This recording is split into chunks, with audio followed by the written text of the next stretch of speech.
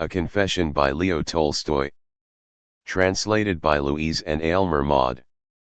Chapter 1. I was baptized and brought up in the Orthodox Christian faith. I was taught it in childhood and throughout my boyhood and youth. But when I abandoned the second course of the university at the age of 18, I no longer believed any of the things I had been taught. Judging by certain memories, I never seriously believed them, but had merely relied on what I was taught and on what was professed by the grown-up people around me, and that reliance was very unstable.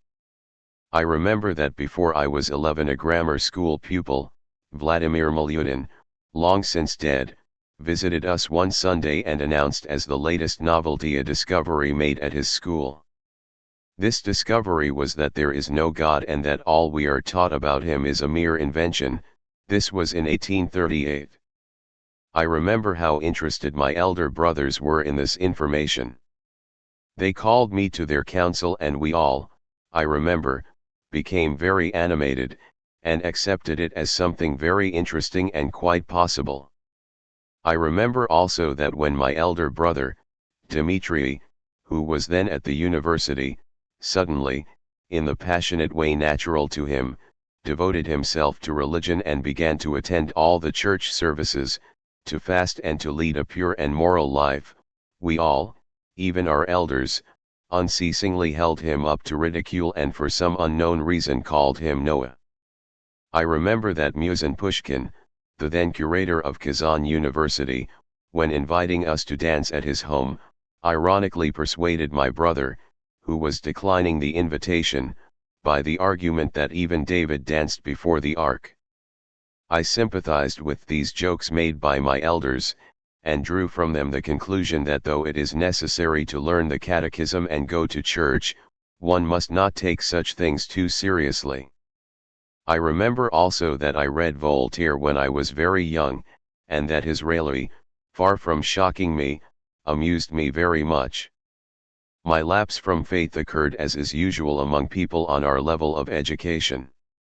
In most cases, I think, it happens thus: a man lives like everybody else, on the basis of principles not merely having nothing in common with religious doctrine, but generally opposed to it. Religious doctrine does not play a part in life, in intercourse with others it is never encountered, and in a man's own life he never has to reckon with it. Religious doctrine is professed far away from life and independently of it. If it is encountered, it is only as an external phenomenon disconnected from life. Then as now, it was and is quite impossible to judge by a man's life and conduct whether he is a believer or not. If there be a difference between a man who publicly professes orthodoxy and one who denies it, the difference is not in favor of the former. Then as now, the public profession and confession of orthodoxy was chiefly met with among people who were dull and cruel and who considered themselves very important. Ability, honesty, reliability, good nature and moral conduct, were often met with among unbelievers.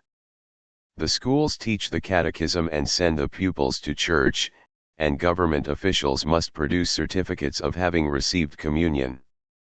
But a man of our circle who has finished his education and is not in the government service may even now, and formerly it was still easier for him to do so, live for 10 or 20 years without once remembering that he is living among Christians and is himself reckoned a member of the Orthodox Christian Church. So that, now as formerly, religious doctrine, accepted on trust and supported by external pressure, thaws away gradually under the influence of knowledge and experience of life which conflict with it, and a man very often lives on, imagining that he still holds intact the religious doctrine imparted to him in childhood, whereas in fact not a trace of it remains. A clever and truthful man, once told me the story of how he ceased to believe. On a hunting expedition, when he was already 26, he once, at the place where they put up for the night, knelt down in the evening to pray, a habit retained from childhood. His elder brother, who was at the hunt with him, was lying on some hay and watching him. When S had finished and was settling down for the night, his brother said to him, "So you still do that?" They said nothing more to one another. But from that day S ceased to say his prayers or go to church.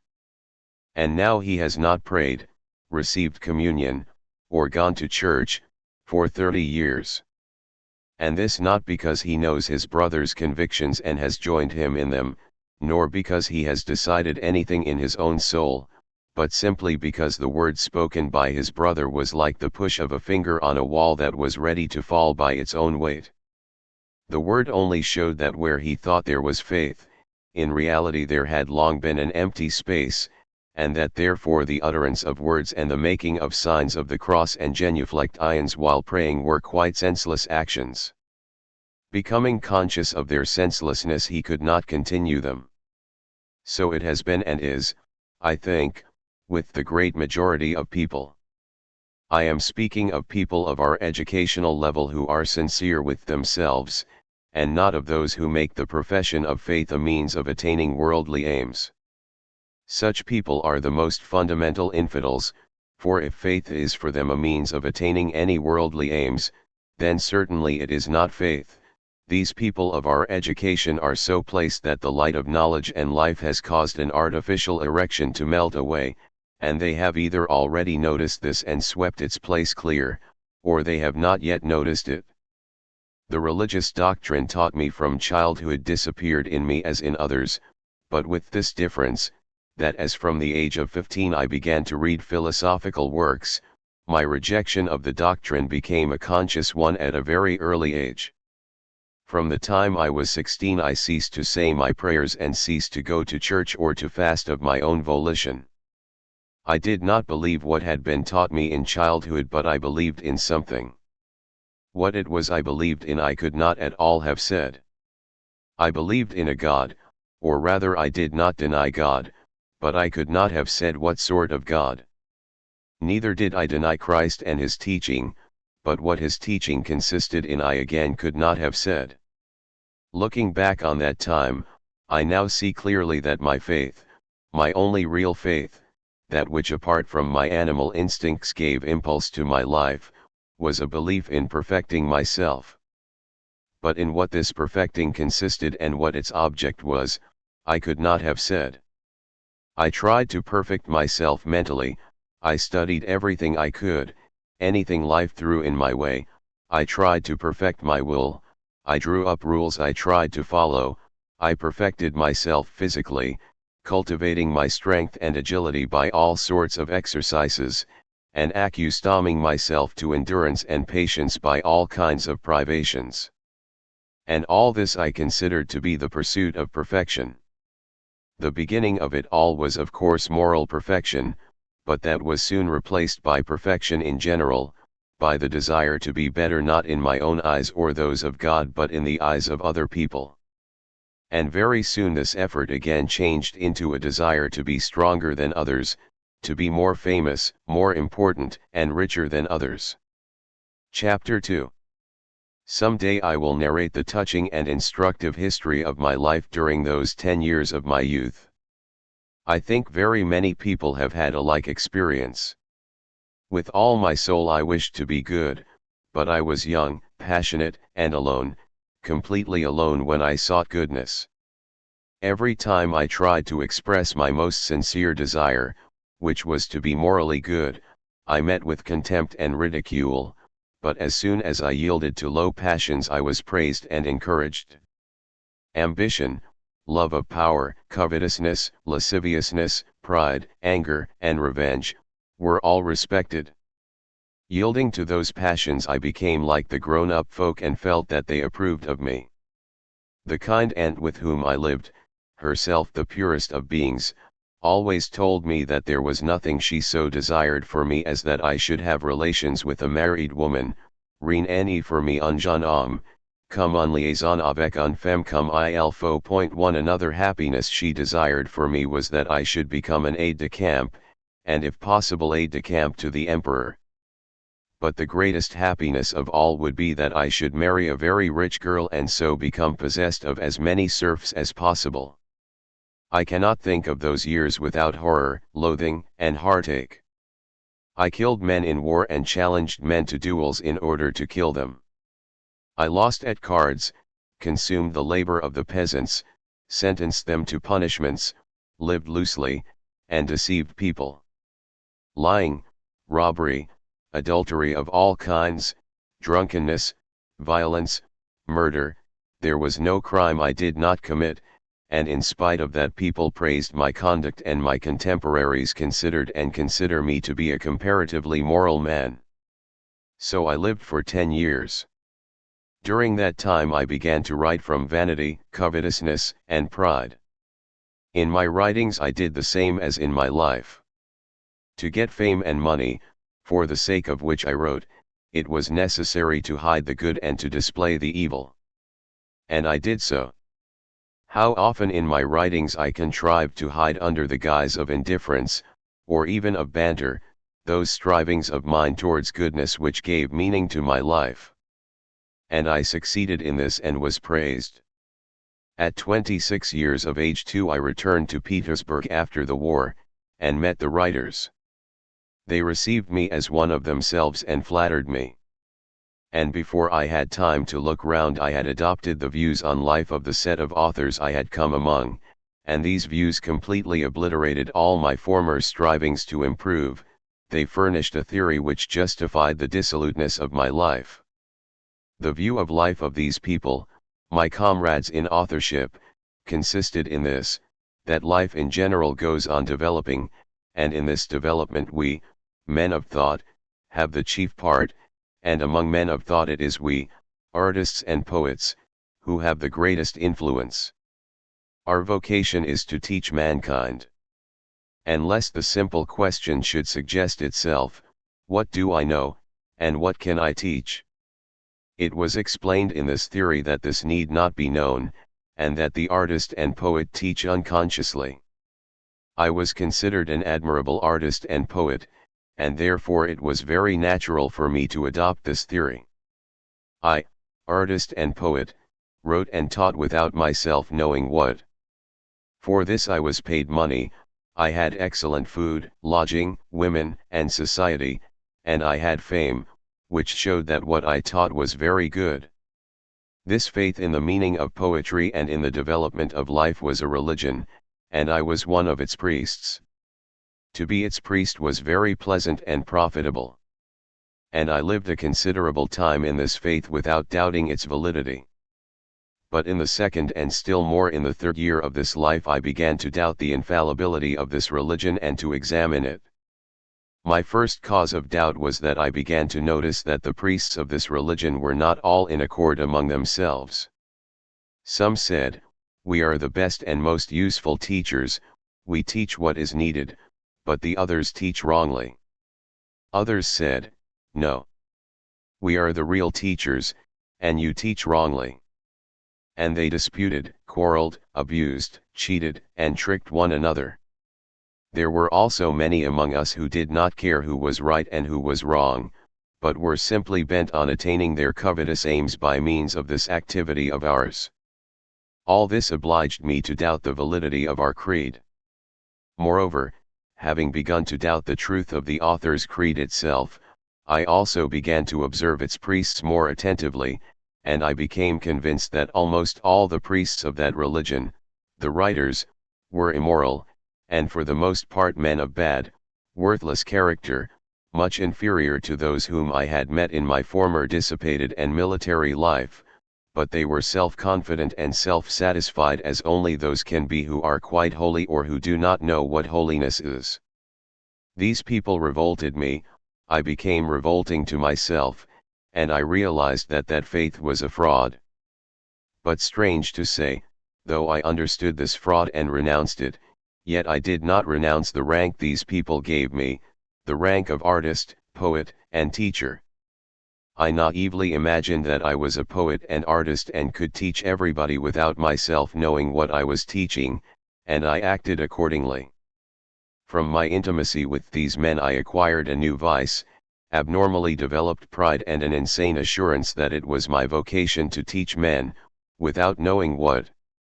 To remember that time, and my own state of mind and that of those men, though there are thousands like them today, is sad and terrible and ludicrous, and arouses exactly the feeling one experiences in a lunatic asylum. We were all then convinced that it was necessary for us to speak, write, and print as quickly as possible and as much as possible, and that it was all wanted for the good of humanity. And thousands of us, contradicting and abusing one another, all printed and wrote, teaching others. And without noticing that we knew nothing, and that to the simplest of life's questions, what is good and what is evil? We did not know how to reply. We all talked at the same time, not listening to one another, sometimes seconding and praising one another in order to be seconded and praised in turn, sometimes getting angry with one another, just as in a lunatic asylum. Thousands of workmen labored to the extreme limit of their strength day and night, setting the type and printing millions of words which the post carried all over Russia, and we still went on teaching and could in no way find time to teach enough, and were always angry that sufficient attention was not paid us. It was terribly strange, but is now quite comprehensible. Our real innermost concern was to get as much money and praise as possible. To gain that end we could do nothing except write books and papers. So we did that. But in order to do such useless work and to feel assured that we were very important people, we required a theory justifying our activity. And so among us this theory was devised: all that exists is reasonable. All that exists develops. And it all develops by means of culture. And culture is measured by the circulation of books and newspapers. And we are paid money and are respected because we write books and newspapers, and therefore we are the most useful and the best of men. This theory would have been all very well if we had been unanimous, but as every thought expressed by one of us was always met by a diametrically opposite thought expressed by another, we ought to have been driven to reflection. But we ignored this. People paid us money and those on our side praised us, so each of us considered himself justified. It is now clear to me that this was just as in a lunatic asylum, but then I only dimly suspected this, and like all lunatics, simply called all men lunatics except myself. Chapter 3. So I lived, abandoning myself to this insanity for another 6 years, till my marriage. During that time I went abroad. Life in Europe and my acquaintance with leading and learned Europeans confirmed me yet more in the faith of striving after perfection in which I believed, for I found the same faith among them. That faith took with me the common form it assumes with the majority of educated people of our day. It was expressed by the word progress. It then appeared to me that this word meant something. I did not as yet understand that, being tormented, like every vital man, by the question how it is best for me to live, in my answer, live in conformity with progress, I was like a man in a boat who when carried along by wind and waves should reply to what for him is the chief and only question: whither to steer, by saying, we are being carried somewhere. I did not then notice this. Only occasionally, not by reason but by instinct, I revolted against the superstition so common in our day, by which people hide from themselves their lack of understanding of life. So, for instance, during my stay in Paris, the sight of an execution revealed to me the instability of my superstitious belief in progress. When I saw the head part from the body and how they thumped separately into the box, I understood, not with my mind but with my whole being, that no theory of the reasonableness of our present progress could justify this deed, and that though everybody from the creation of the world had held it to be necessary, on whatever theory, I knew it to be unnecessary and bad, and therefore the arbiter of what is good and evil is not what people say and do, nor is it progress, but it is my heart and I. Another instance of a realization that the superstitious belief in progress is insufficient as a guide to life, was my brother's death. Wise, good, serious, he fell ill while still a young man, suffered for more than a year, and died painfully, not understanding why he had lived and still less why he had to die. No theories could give me, or him, any reply to these questions during his slow and painful dying. But these were only rare instances of doubt, and I actually continued to live professing a faith only in progress. Everything evolves and I evolve with it, and why it is that I evolve with all things will be known someday. So I ought to have formulated my faith at that time.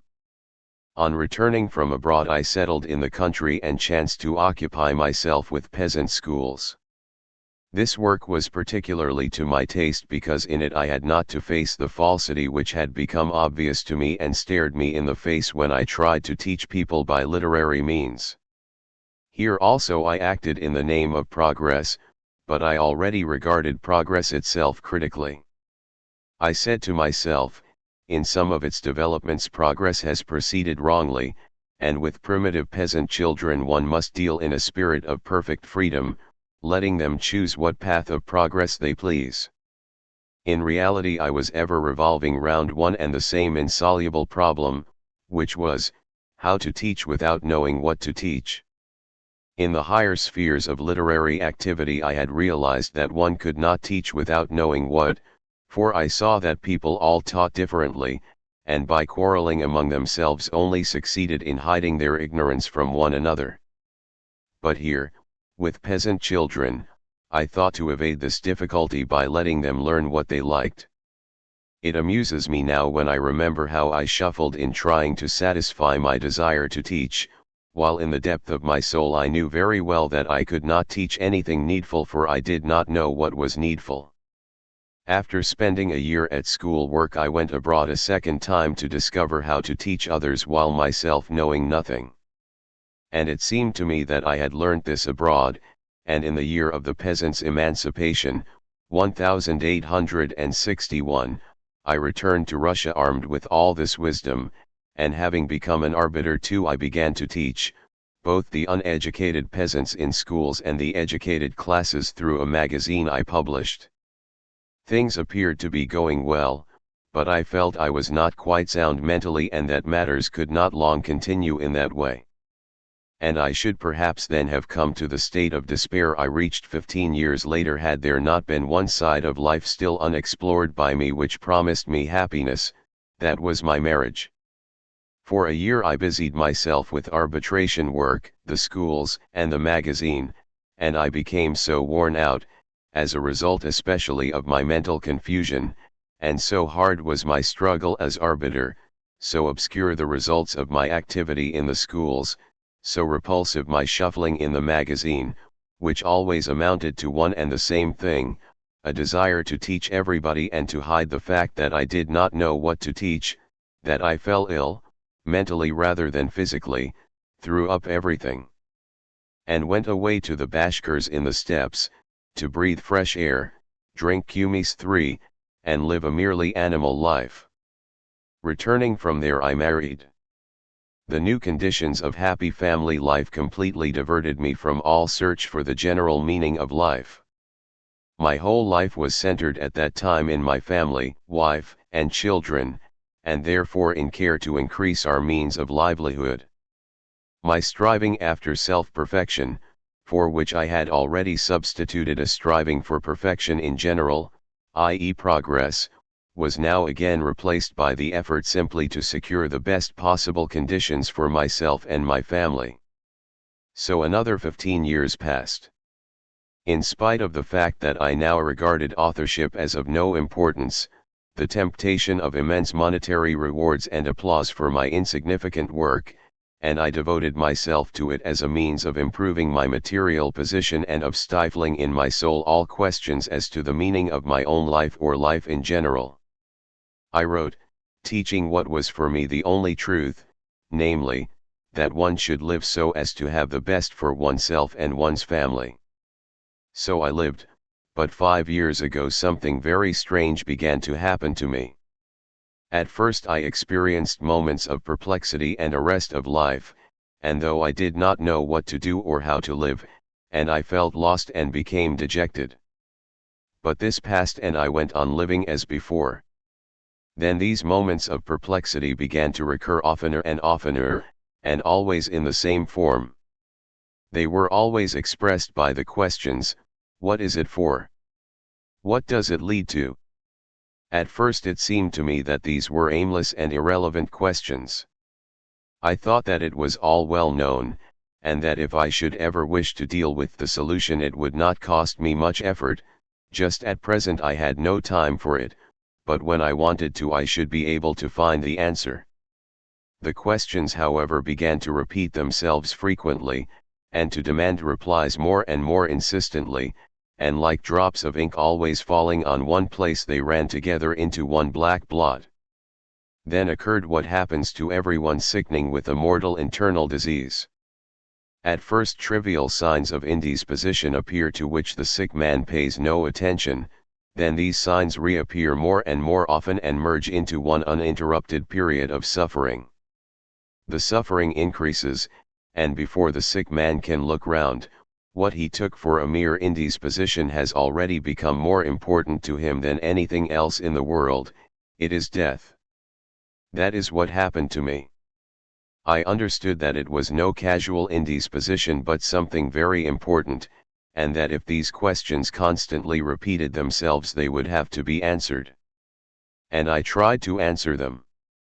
The questions seemed such stupid, simple, childish ones, but as soon as I touched them and tried to solve them I at once became convinced, first, that they are not childish and stupid but the most important and profound of life's questions, and secondly that, occupying myself with my Samara estate, the education of my son, or the writing of a book, I had to know why I was doing it.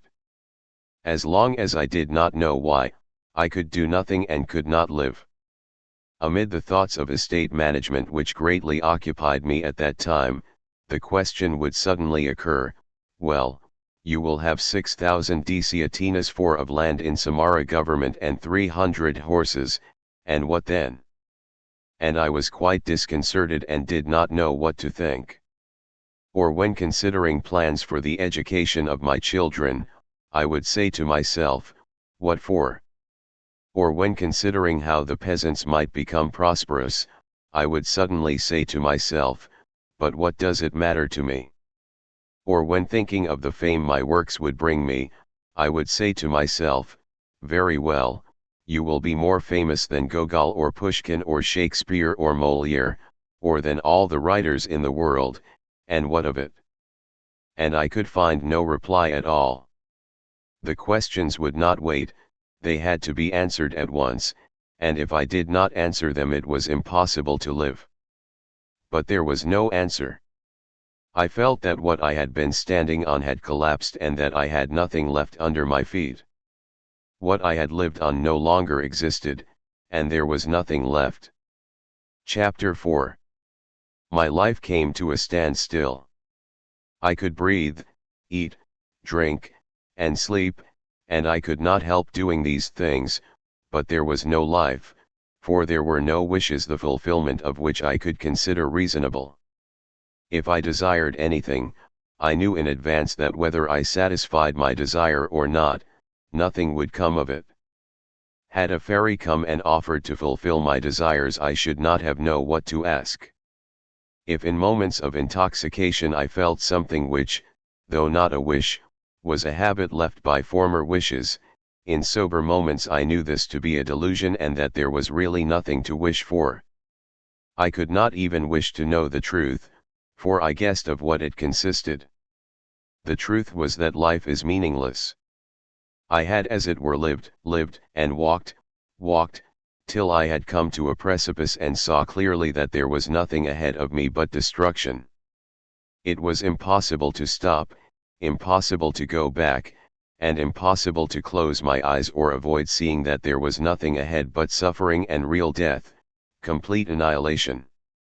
It had come to this, that I, a healthy, fortunate man, felt I could no longer live.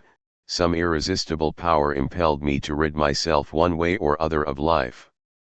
I cannot say I wished to kill myself. The power which drew me away from life was stronger, fuller, and more widespread than any mere wish. It was a force similar to the former striving to live, only in a contrary direction. All my strength drew me away from life. The thought of self-destruction now came to me as naturally as thoughts of how to improve my life had come formerly. And it was seductive that I had to be cunning with myself lest I should carry it out too hastily. I did not wish to hurry, because I wanted to use all efforts to disentangle the matter. If I cannot unravel matters, there will always be time. And it was then that I, a man favored by fortune, hid a cord from myself lest I should hang myself from the crosspiece of the partition in my room where I undressed alone every evening, and I ceased to go out shooting with a gun lest I should be tempted by so easy a way of ending my life. I did not myself know what I wanted. I feared life, desired to escape from it, yet still hoped something of it.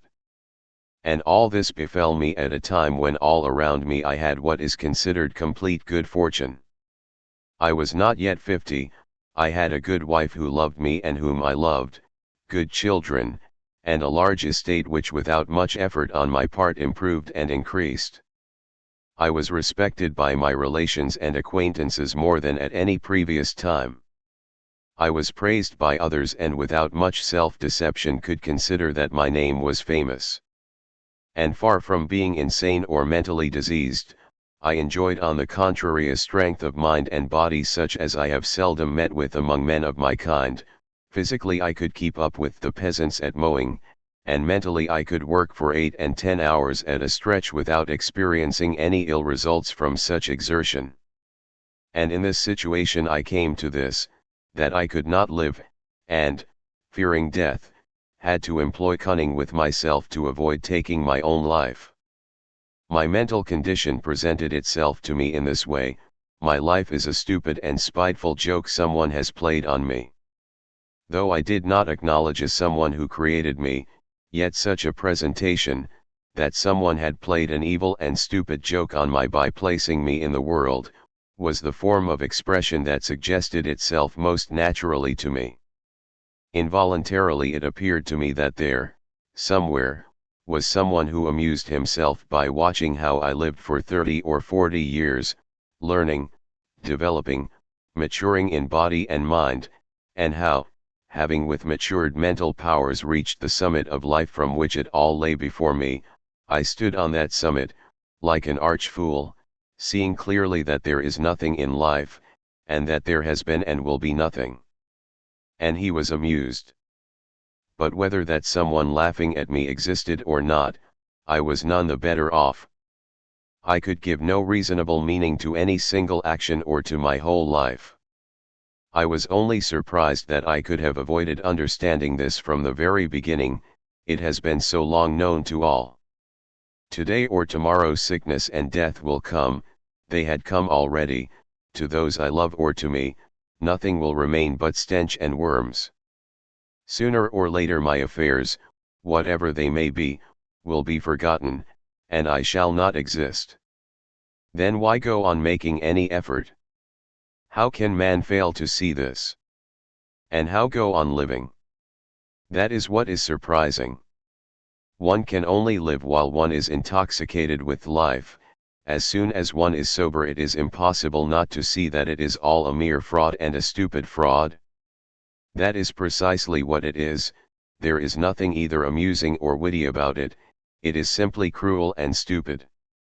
There is an Eastern fable, told long ago, of a traveler overtaken on a plain by an enraged beast.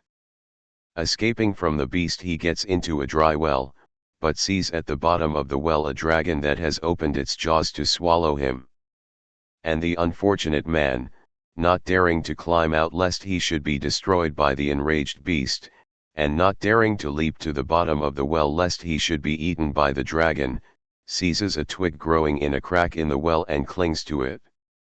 His hands are growing weaker and he feels he will soon have to resign himself to the destruction that awaits him above or below, but still he clings on. Then he sees that two mice, a black one and a white one, go regularly round and round the stem of the twig to which he is clinging and gnaw at it. And soon the twig itself will snap and he will fall into the dragon's jaws. The traveler sees this and knows that he will inevitably perish, but while still hanging he looks around, sees some drops of honey on the leaves of the twig, reaches them with his tongue and licks them.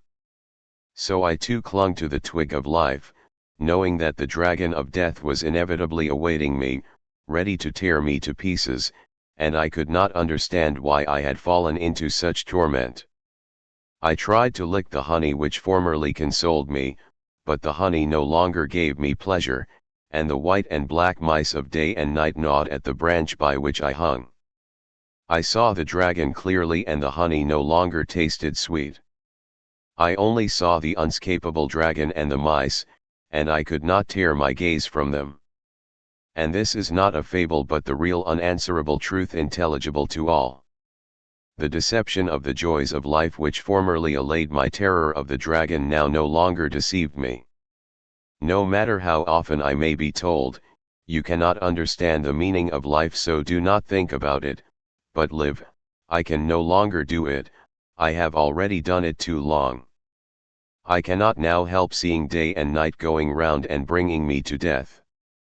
That is all I see, for that alone is true. All else is false. The 2 drops of honey which diverted my eyes from the cruel truth longer than the rest, my love of family, and of writing, art as I called it, were no longer sweet to me.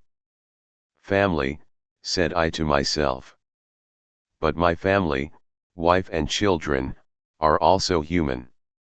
They are placed just as I am, they must either live in a lie or see the terrible truth.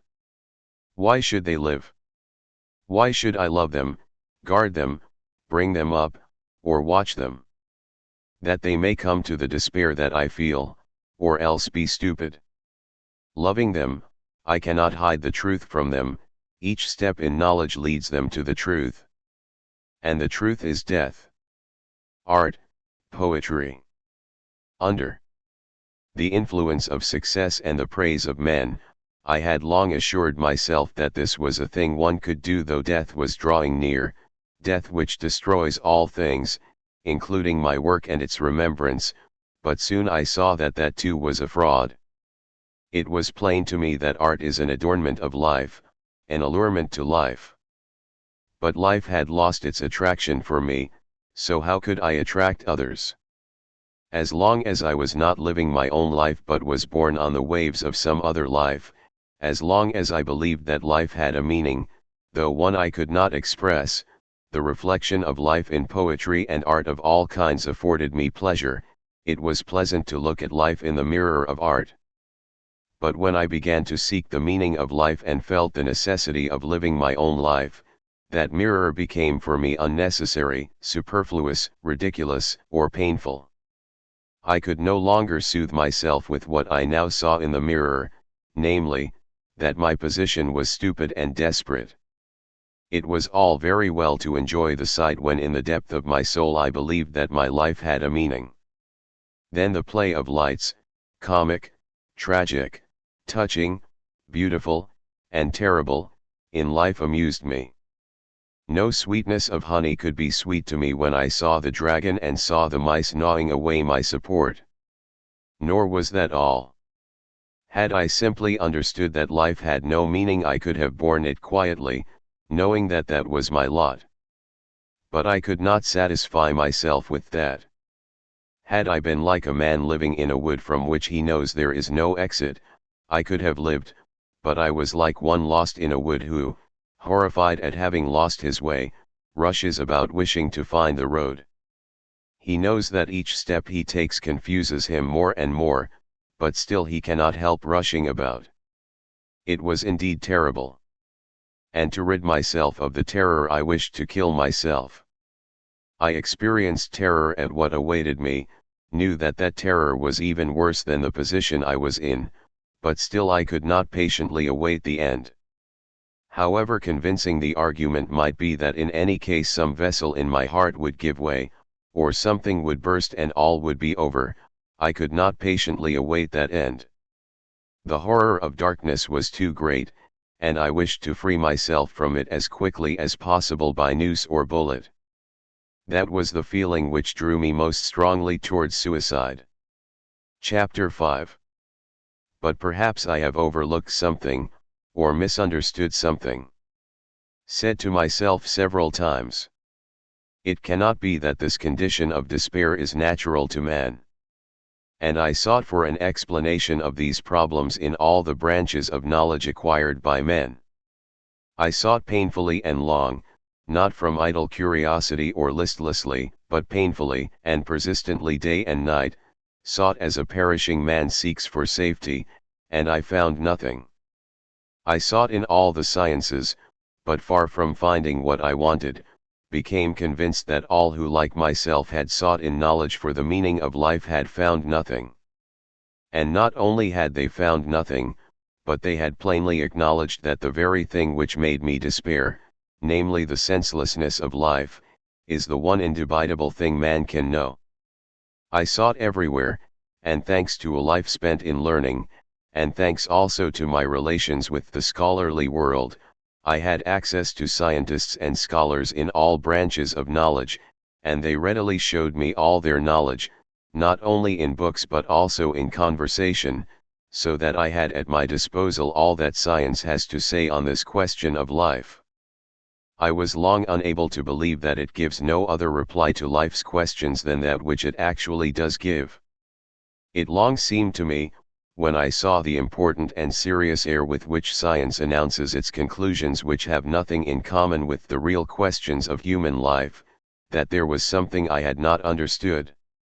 I long was timid before science, and it seemed to me that the lack of conformity between the answers and my questions arose not by the fault of science but from my ignorance, but the matter was for me not a game or an amusement but one of life and death, and I was involuntarily brought to the conviction that my questions were the only legitimate ones, forming the basis of all knowledge, and that I with my questions was not to blame, but science if it pretends to reply to those questions. My question, that which at the age of 50 brought me to the verge of suicide, was the simplest of questions, lying in the soul of every man from the foolish child to the wisest elder. It was a question without an answer to which one cannot live, as I had found by experience. It was, what will come of what I am doing today or shall do tomorrow? What will come of my whole life? Differently expressed, the question is, why should I live, why wish for anything, or do anything? It can also be expressed thus, is there any meaning in my life that the inevitable death awaiting me does not destroy?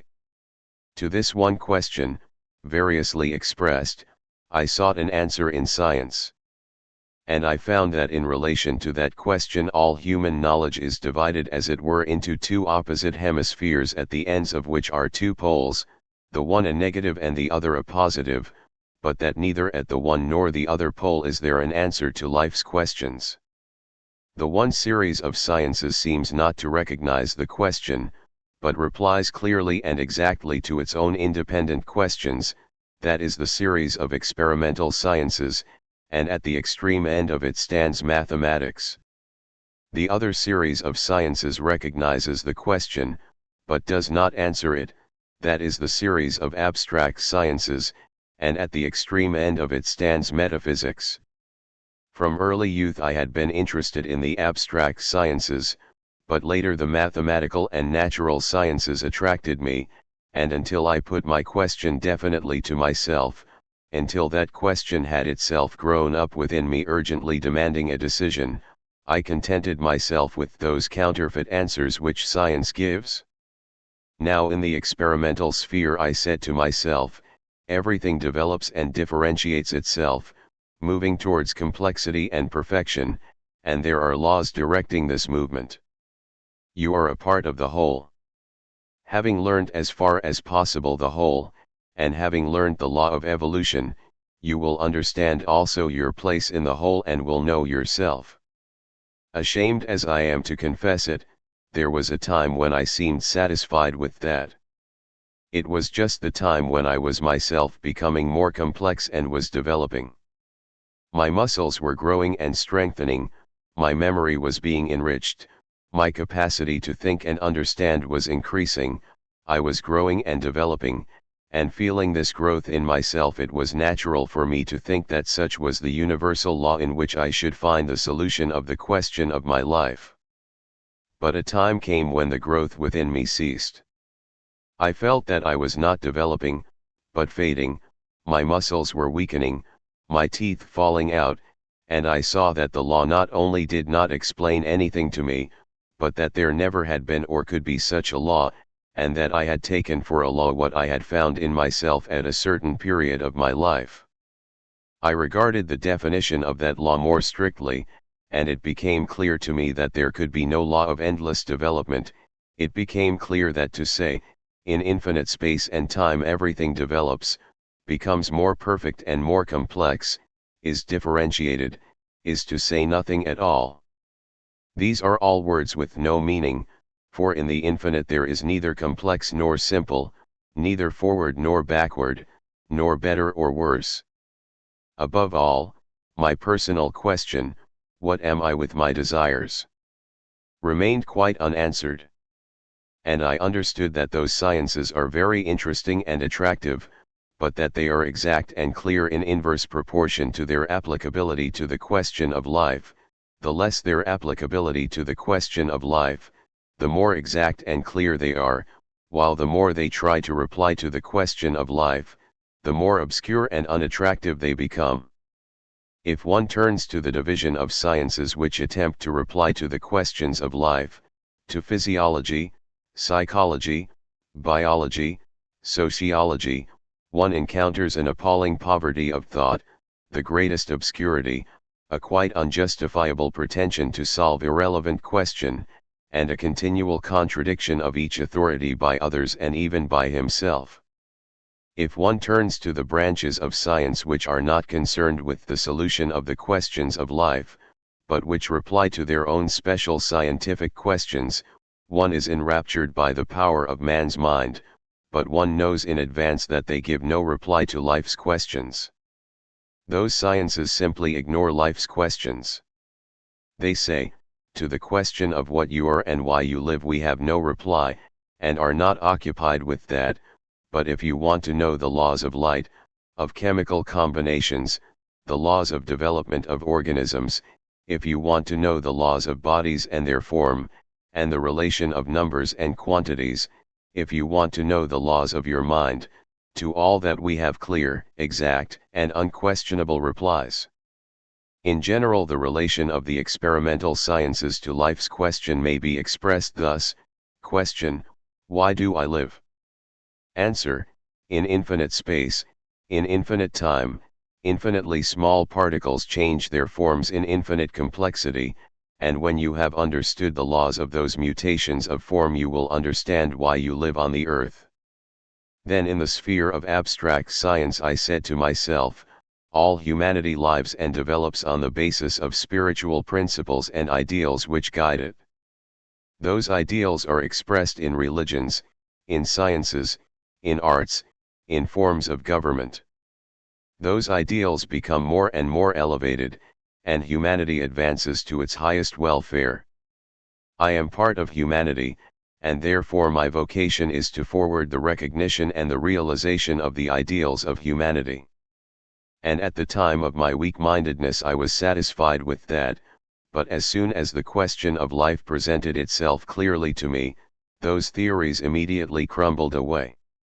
Not to speak of the unscrupulous obscurity with which those sciences announce conclusions formed on the study of a small part of mankind as general conclusions, not to speak of the mutual contradictions of different adherents of this view as to what are the ideals of humanity, the strangeness, not to say stupidity, of the theory consists in the fact that in order to reply to the question facing each man, what am I? Or why do I live? Or what must I do? One has first to decide the question, what is the life of the whole? Which is to him unknown and of which he is acquainted with one tiny part in 1 minute period of time. To understand what he is, one man must first understand all this mysterious humanity, consisting of people such as himself who do not understand one another. I have to confess that there was a time when I believed this. It was the time when I had my own favorite ideals justifying my own caprices, and I was trying to devise a theory which would allow one to consider my caprices as the law of humanity. But as soon as the question of life arose in my soul in full clearness, that reply at once flew to dust. And I understood that as in the experimental sciences there are real sciences, and semi-sciences which try to give answers to questions beyond their competence, so in this sphere there is a whole series of most diffused sciences which try to reply to irrelevant questions. Semi-sciences of that kind, the juridical and the social historical, endeavor to solve the questions of a man's life by pretending to decide each in its own way, the question of the life of all humanity. But as in the sphere of man's experimental knowledge, one who sincerely inquires how he is to live cannot be satisfied with the reply, study in endless space the mutations, infinite in time and in complexity, of innumerable atoms, and then you will understand your life. So also a sincere man cannot be satisfied with the reply, study the whole life of humanity, of which we cannot know either the beginning or the end, of which we do not even know a small part, and then you will understand your own life. And like the experimental semi-sciences, so these other semi-sciences are the more filled with obscurities, inexactitudes, stupidities, and contradictions, the further they diverge from the real problems. The problem of experimental science is the sequence of cause and effect in material phenomena. It is only necessary for experimental science to introduce the question of a final cause for it to become nonsensical. The problem of abstract science is the recognition of the primordial essence of life. It is only necessary to introduce the investigation of consequential phenomena, such as social and historical phenomena, and it also becomes nonsensical. Experimental science only then gives positive knowledge and displays the greatness of the human mind when it does not introduce into its investigations the question of an ultimate cause.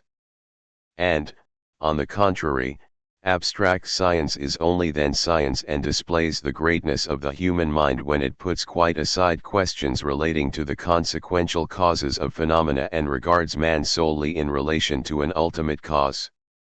Such in this realm of science, forming the pole of the sphere, is metaphysics or philosophy. That science states the question clearly. What am I, and what is the universe? And why do I exist, and why does the universe exist? And since it has existed, it has always replied in the same way. Whether the philosopher calls the essence of life existing within me, and in all that exists, by the name of idea, or substance, or spirit, or will, he says one and the same thing, that this essence exists and that I am of that same essence, but why it is he does not know, and does not say, if he is an exact thinker. I ask, why should this essence exist? What results from the fact that it is and will be? And philosophy not merely does not reply, but is itself only asking that question. And if it is real philosophy, all its labor lies merely in trying to put that question clearly. And if it keeps firmly to its task, it cannot reply to the question otherwise than thus: what am I, and what is the universe? All and nothing, and to the question why? By I do not know. So that however I may turn these replies of philosophy, I can never obtain anything like an answer, and not because, as in the clear experimental sphere, the reply does not relate to my question, but because here, though all the mental work is directed just to my question, there is no answer, but instead of an answer one gets the same question, only in a complex form. Chapter 6. In my search for answers to life's questions, I experienced just what is felt by a man lost in a forest. He reaches a glade, climbs a tree, and clearly sees the limitless distance, but sees that his home is not and cannot be there. Then he goes into the dark wood and sees the darkness, but there also his home is not. So I wandered in that wood of human knowledge, amid the gleams of mathematical and experimental science which showed me clear horizons but in a direction where there could be no home, and also amid the darkness of the abstract sciences where I was immersed in deeper gloom the further I went, and where I finally convinced myself that there was, and could be, no exit. Yielding myself to the bright side of knowledge, I understood that I was only diverting my gaze from the question. However alluringly clear those horizons which opened out before me might be, however alluring it might be to immerse oneself in the limitless expanse of those sciences, I already understood that the clearer they were the less they met my need and the less they applied to my question. I know, said I to myself, what science so persistently tries to discover, and along that road there is no reply to the question as to the meaning of my life. In the abstract sphere I understood that notwithstanding the fact, or just because of the fact, that the direct aim of science is to reply to my question, there is no reply but that which I have myself already given: what is the meaning of my life? There is none. Or, what will come of my life? Nothing. Or, why does everything exist that exists, and why do I exist? Because it exists. Inquiring for one region of human knowledge, I received an innumerable quantity of exact replies concerning matters about which I had not asked. About the chemical constituents of the stars, about the movement of the sun towards the constellation Hercules, about the origin of species and of man, about the forms of infinitely minute imponderable particles of ether, but in this sphere of knowledge the only answer to my question, what is the meaning of my life? Was, you are what you call your life, you are a transitory, casual cohesion of particles. The mutual interactions and changes of these particles produce in you what you call your life. That cohesion will last some time, afterwards the interaction of these particles will cease and what you call life will cease, and so will all your questions. You are an accidentally united little lump of something. That little lump ferments. The little lump calls that fermenting its life. The lump will disintegrate and there will be an end of the fermenting and of all the questions. So answers the clear side of science and cannot answer otherwise if it strictly follows its principles. From such a reply one sees that the reply does not answer the question. I want to know the meaning of my life, but that it is a fragment of the infinite, far from giving it a meaning destroys its every possible meaning. The obscure compromises which that side of experimental exact science makes with abstract science when it says that the meaning of life consists in development and in cooperation with development, owing to their inexactness and obscurity cannot be considered as replies. The other side of science, the abstract side, when it holds strictly to its principles, replying directly to the question, always replies, and in all ages has replied, in one and the same way: the world is something infinite and incomprehensible, part of that incomprehensible all. Again I exclude all those compromises between abstract and experimental sciences which supply the whole ballast of the semi-sciences called juridical, political, and historical. In those semi-sciences the conception of development and progress is again wrongly introduced, only with this difference, that there it was the development of everything while here it is the development of the life of mankind. The error is there as before: development and progress in infinity can have no aim or direction, and, as far as my question is concerned, no answer is given. In truly abstract science, namely in genuine philosophy, not in that which Schopenhauer calls professorial philosophy, which serves only to classify all existing phenomena in new philosophic categories and to call them by new names, where the philosopher does not lose sight of the essential question, the reply is always one and the same, the reply given by Socrates, Schopenhauer, Solomon, and Buddha. We approach truth only inasmuch as we depart from life, said Socrates when preparing for death. For what do we, who love truth, strive after in life? To free ourselves from the body, and from all the evil that is caused by the life of the body. If so, then how can we fail to be glad when death comes to us? The wise man seeks death all his life, and therefore death is not terrible to him.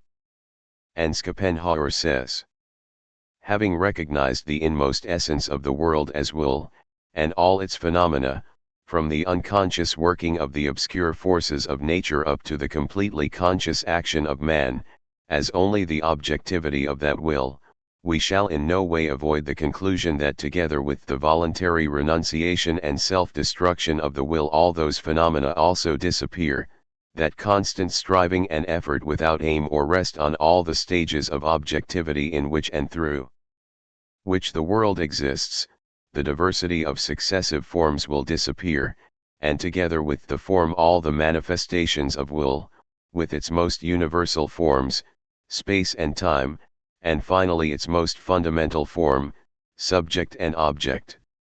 Without will there is no concept and no world. Before us, certainly, nothing remains.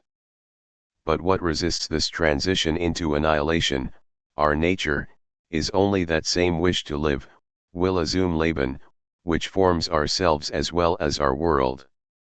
That we are so afraid of annihilation, or, what is the same thing, that we so wish to live, merely means that we are ourselves nothing else but this desire to live, and know nothing but it.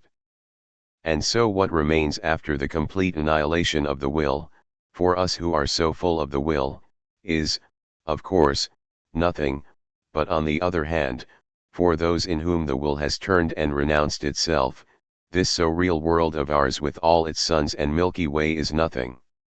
Vanity of vanities, says Solomon, vanity of vanities, all is vanity. What profit hath a man of all his labor which he taketh under the sun? One generation passeth away, and another generation cometh, but the earth abideth for ever. The thing that hath been, is that which shall be, and that which is done is that which shall be done, and there is no new thing under the sun. Is there anything whereof it may be said, see, this is new? It hath been already of old time, which was before us. There is no remembrance of former things, neither shall there be any remembrance of things that are to come with those that shall come after. I the preacher was king over Israel in Jerusalem. And I gave my heart to seek and search out by wisdom concerning all that is done under heaven, this sore travail hath God given to the sons of man to be exercised therewith. I have seen all the works that are done under the sun, and behold, all is vanity and vexation of spirit. I communed with my own heart, saying, Lo, I am come to great estate, and have gotten more wisdom than all they that have been before me over Jerusalem, yea, my heart hath great experience of wisdom and knowledge. And I gave my heart to know wisdom, and to know madness and folly. I perceived that this also is vexation of spirit. For in much wisdom is much grief, and he that increaseth knowledge increaseth sorrow. I said in my heart, Go to now, I will prove thee with mirth, therefore enjoy pleasure, and behold this also is vanity. I said of laughter, It is mad, and of mirth, what doth it? I sought in my heart how to cheer my flesh with wine, and while my heart was guided by wisdom, to lay hold on folly, till I might see what it was good for the sons of men that they should do under heaven the number of the days of their life. I made me great works, I builded me houses, I planted me vineyards, I made me gardens and orchards, and I planted trees in them of all kinds of fruits. I made me pools of water, to water therefrom the forest where trees were reared. I got me servants and maidens, and had servants born in my house. Also I had great possessions of herds and flocks above all that were before me in Jerusalem. I gathered me also silver and gold and the peculiar treasure from kings and from the provinces. I got me men singers and women singers, and the delights of the sons of men, as musical instruments and all that of all sorts. So I was great, and increased more than all that were before me in Jerusalem. Also my wisdom remained with me. and whatever mine eyes desired I kept not from them. I withheld not my heart from any joy. Then I looked on all the works that my hands had wrought, and on the labor that I had labored to do, and, behold, all was vanity and vexation of spirit, and there was no profit from them under the sun. And I turned myself to behold wisdom, and madness, and folly. But I perceived that one even happeneth to them all. Then said I in my heart, as it happeneth to the fool, so it happeneth even to me, and why was I then more wise? Then I said in my heart, that this also is vanity. For there is no remembrance of the wise more than of the fool forever, seeing that which now is in the days to come shall all be forgotten. And how dieth the wise man? As the fool. Therefore I hated life, because the work that is wrought under the sun is grievous unto me, for all is vanity and vexation of spirit. Yea, I hated all my labor which I had taken under the sun, seeing that I must leave it unto the man that shall be after me. For what hath man of all his labor, and of the vexation of his heart, wherein he hath labored under the sun? For all his days are sorrows, and his travail grief, yea, even in the night his heart taketh no rest. This is also vanity. Man is not blessed with security that he should eat and drink and cheer his soul from his own labor. All things come alike to all, there is one event to the righteous and to the wicked, to the good and to the evil, to the clean and to the unclean, to him that sacrificeth and to him that sacrificeth not, as is the good, so is the sinner, and he that sweareth, as he that feareth an oath. This is an evil in all that is done under the sun, that there is one event unto all, yea, also the heart of the sons of men is full of evil, and madness is in their heart while they live, and after that they go to the dead. For him that is among the living there is hope, for a living dog is better than a dead lion. For the living know that they shall die, but the dead know not anything, neither have they any more a reward, for the memory of them is forgotten. Also their love, and their hatred, and their envy, is now perished, neither have they any more a portion forever in anything that is done under the sun. So said Solomon, or whoever wrote those words. 1 And this is what the Indian wisdom tells.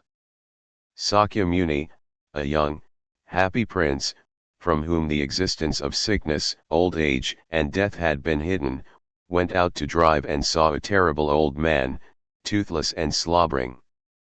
The prince, from whom till then old age had been concealed, was amazed, and asked his driver what it was, and how that man had come to such a wretched and disgusting condition, and when he learnt that this was the common fate of all men, that the same thing inevitably awaited him, the young prince, he could not continue his drive, but gave orders to go home, that he might consider this fact. So he shut himself up alone and considered it. And he probably devised some consolation for himself, for he subsequently again went out to drive, feeling merry and happy. But this time he saw a sick man. He saw an emaciated, livid, trembling man with dim eyes. The prince, from whom sickness had been concealed, stopped, and asked what this was. And when he learnt that this was sickness, to which all men are liable, and that he himself, a healthy and happy prince, might himself fall ill tomorrow, he again was in no mood to enjoy himself but gave orders to drive home, and again sought some solace, and probably found it, for he drove out a third time for pleasure. But this third time he saw another new sight, he saw men carrying something. What is that? A dead man. What does dead mean? Asked the prince. He was told that to become dead means to become like that man. The prince approached the corpse, uncovered it, and looked at it. What will happen to him now? Asked the prince. He was told that the corpse would be buried in the ground. Why? Because he will certainly not return to life, and will only produce a stench and worms. And is that the fate of all men? Will the same thing happen to me? Will they bury me, and shall I cause a stench and be eaten by worms? Yes. Home. I shall not drive out for pleasure, and never will so drive out again. And Sakyamuni could find no consolation in life, and decided that life is the greatest of evils, and he devoted all the strength of his soul to free himself from it, and to free others, and to do this so that, even after death, life shall not be renewed any more but be completely destroyed at its very roots. So speaks all the wisdom of India. These are the direct replies that human wisdom gives when it replies to life's question. The life of the body is an evil and a lie. Therefore the destruction of the life of the body is a blessing, and we should desire it, says Socrates. Life is that which should not be, an evil, and the passage into nothingness is the only good in life, says Schopenhauer. All that is in the world, folly and wisdom and riches and poverty and mirth and grief, is vanity and emptiness. Man dies and nothing is left of him. And that is stupid, says Solomon. To life in the consciousness of the inevitability of suffering, of becoming enfeebled, of old age and of death, is impossible. We must free ourselves from life, from all possible life, says Buddha. And what these strong minds said has been said and thought and felt by millions upon millions of people like them. And I have thought it and felt it. So my wandering among the sciences, far from freeing me from my despair, only strengthened it. One kind of knowledge did not reply to life's question, the other kind replied directly, confirming my despair, indicating not that the result at which I had arrived was the fruit of error or of a diseased state of my mind, but on the contrary that I had thought correctly, and that my thoughts coincided with the conclusions of the most powerful of human minds. It is no good deceiving oneself. It is all vanity. Happy is he who has not been born. Death is better than life, and one must free oneself from life. Chapter 7. Not finding an explanation in science, I began to seek for it in life, hoping to find it among the people around me. And I began to observe how the people around me, people like myself, lived, and what their attitude was to this question which had brought me to despair. And this is what I found among people who were in the same position as myself as regards education and manner of life. I found that for people of my circle there were 4 ways out of the terrible position in which we are all placed. The first was that of ignorance. It consists in not knowing, not understanding, that life is an evil and an absurdity.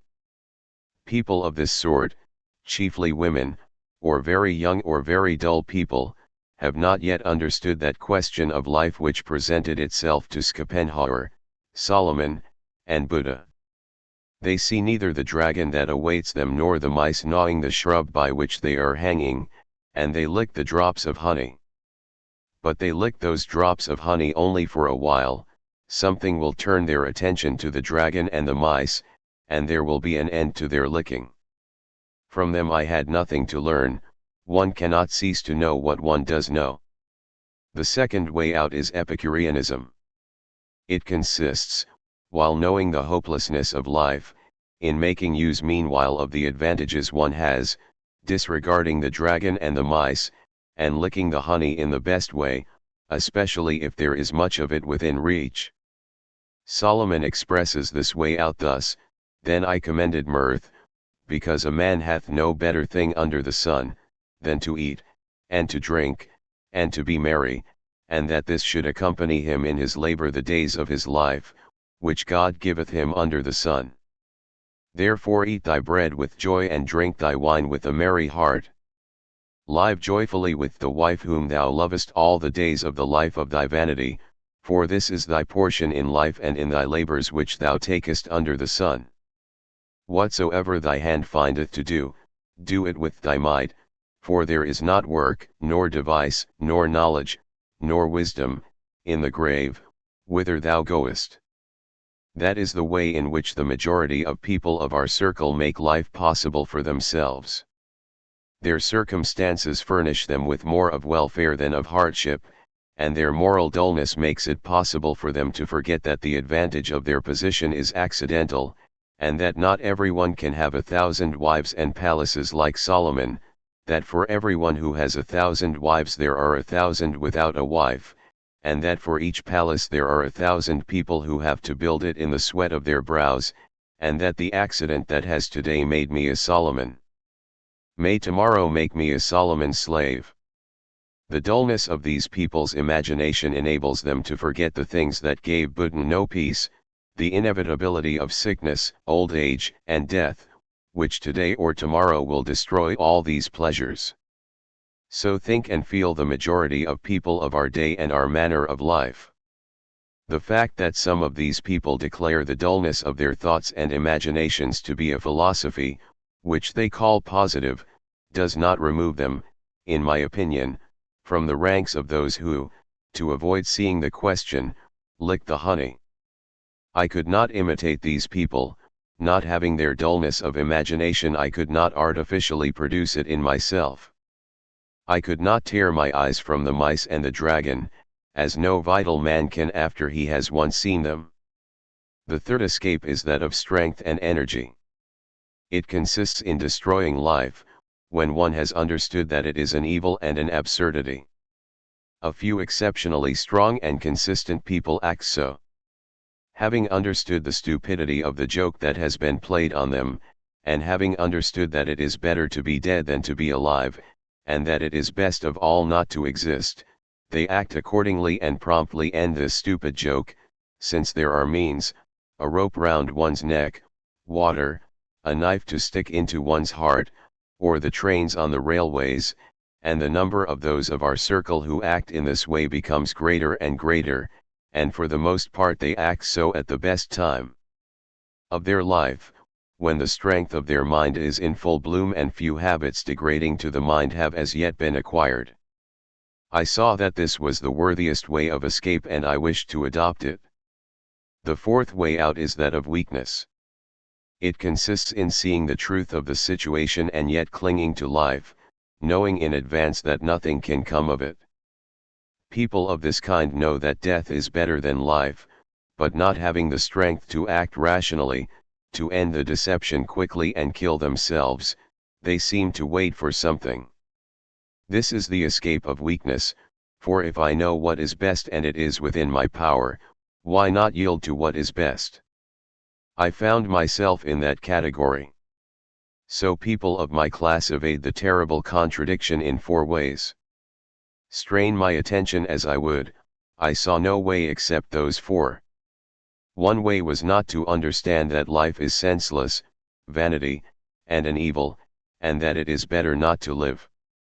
I could not help knowing this, and when I once knew it could not shut my eyes to it. The second way was to use life such as it is without thinking of the future. And I could not do that. I, like Sakya Muni, could not ride out hunting when I knew that old age, suffering, and death exist. My imagination was too vivid. Nor could I rejoice in the momentary accidents that for an instant threw pleasure to my lot.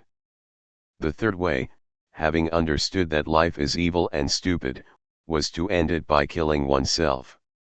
I understood that, but somehow still did not kill myself.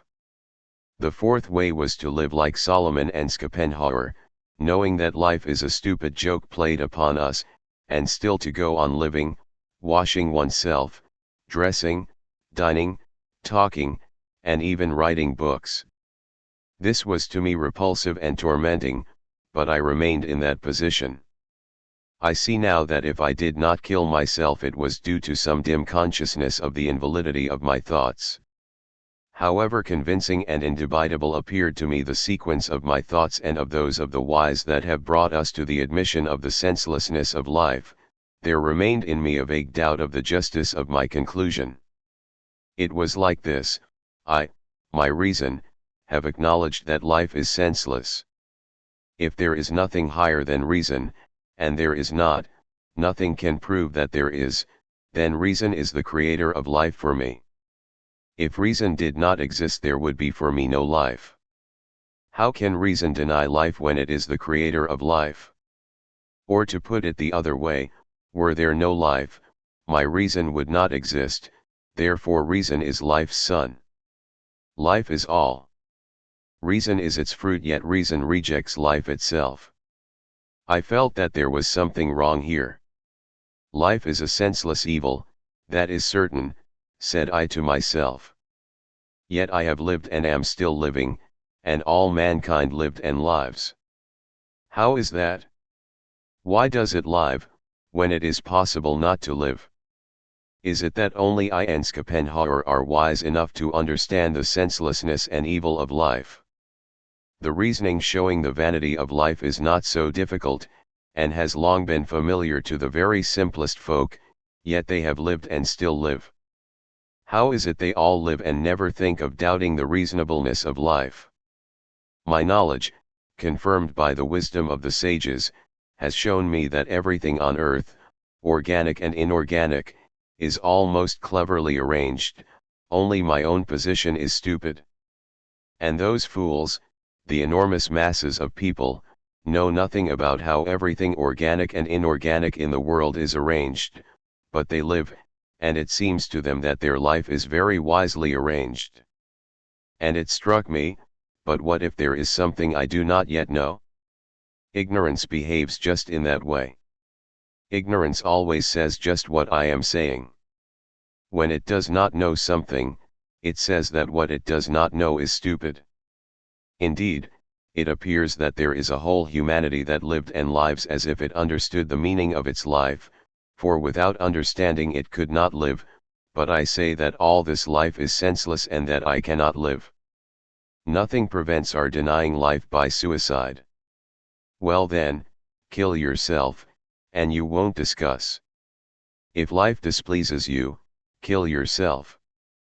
You live, and cannot understand the meaning of life, then finish it, and do not fool about in life, saying and writing that you do not understand it. You have come into good company where people are contented and know what they are doing. If you find it dull and repulsive, go away. Indeed, what are we who are convinced of the necessity of suicide yet do not decide to commit it, but the weakest, most inconsistent, and to put it plainly, the stupidest of men, fussing about with our own stupidity as a fool fusses about with a painted hussy. For our wisdom, however indubitable it may be, has not given us the knowledge of the meaning of our life. But all mankind who sustain life, millions of them, do not doubt the meaning of life. Indeed, from the most distant time of which I know anything, when life began, people have lived knowing the argument about the vanity of life which has shown me its senselessness, and yet they lived attributing some meaning to it. From the time when any life began among men they had that meaning of life, and they led that life which has descended to me. All that is in me and around me, all, corporeal and incorporeal, is the fruit of their knowledge of life. Those very instruments of thought with which I consider this life and condemn it were all devised not by me but by them. I myself was born, taught, and brought up thanks to them. They dug out the iron, taught us to cut down the forests, tamed the cows and horses, taught us to sow corn and to live together, organized our life, and taught me to think and speak.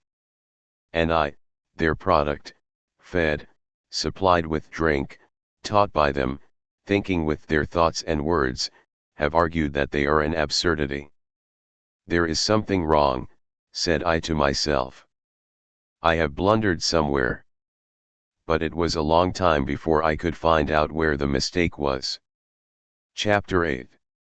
All these doubts, which I am now able to express more or less systematically, I could not then have expressed. I then only felt that however logically inevitable were my conclusions concerning the vanity of life, confirmed as they were by the greatest thinkers, there was something not right about them. Whether it was in the reasoning itself or in the statement of the question I did not know, I only felt that the conclusion was rationally convincing, but that was insufficient. All these conclusions could not so convince me as to make me do what followed from my reasoning, that is to say, kill myself. And I should have told an untruth had I, without killing myself, said that reason had brought me to the point I had reached. Reason worked, but something else was also working which I can only call a consciousness of life. A force was working which compelled me to turn my attention to this and not to that, and it was this force which extricated me from my desperate situation and turned my mind in quite another direction. This force compelled me to turn my attention to the fact that I and a few hundred similar people are not the whole of mankind, and that I did not yet know the life of mankind. Looking at the narrow circle of my equals, I saw only people who had not understood the question, or who had understood it and drowned it in life's intoxication, or had understood it and ended their lives, or had understood it and yet from weakness were living out their desperate life. And I saw no others. It seemed to me that that narrow circle of rich, learned, and leisured people to which I belonged formed the whole of humanity, and that those milliards of others who have lived and are living were cattle of some sort, not real people. Strange, incredibly incomprehensible as it now seems to me that I could, while reasoning about life, overlook the whole life of mankind that surrounded me on all sides, that I could to such a degree blunder so absurdly as to think that my life, and Solomon's and Schopenhauer's, is the real, normal life, and that the life of the milliards is a circumstance undeserving of attention. Strange as this now is to me, I see that so it was.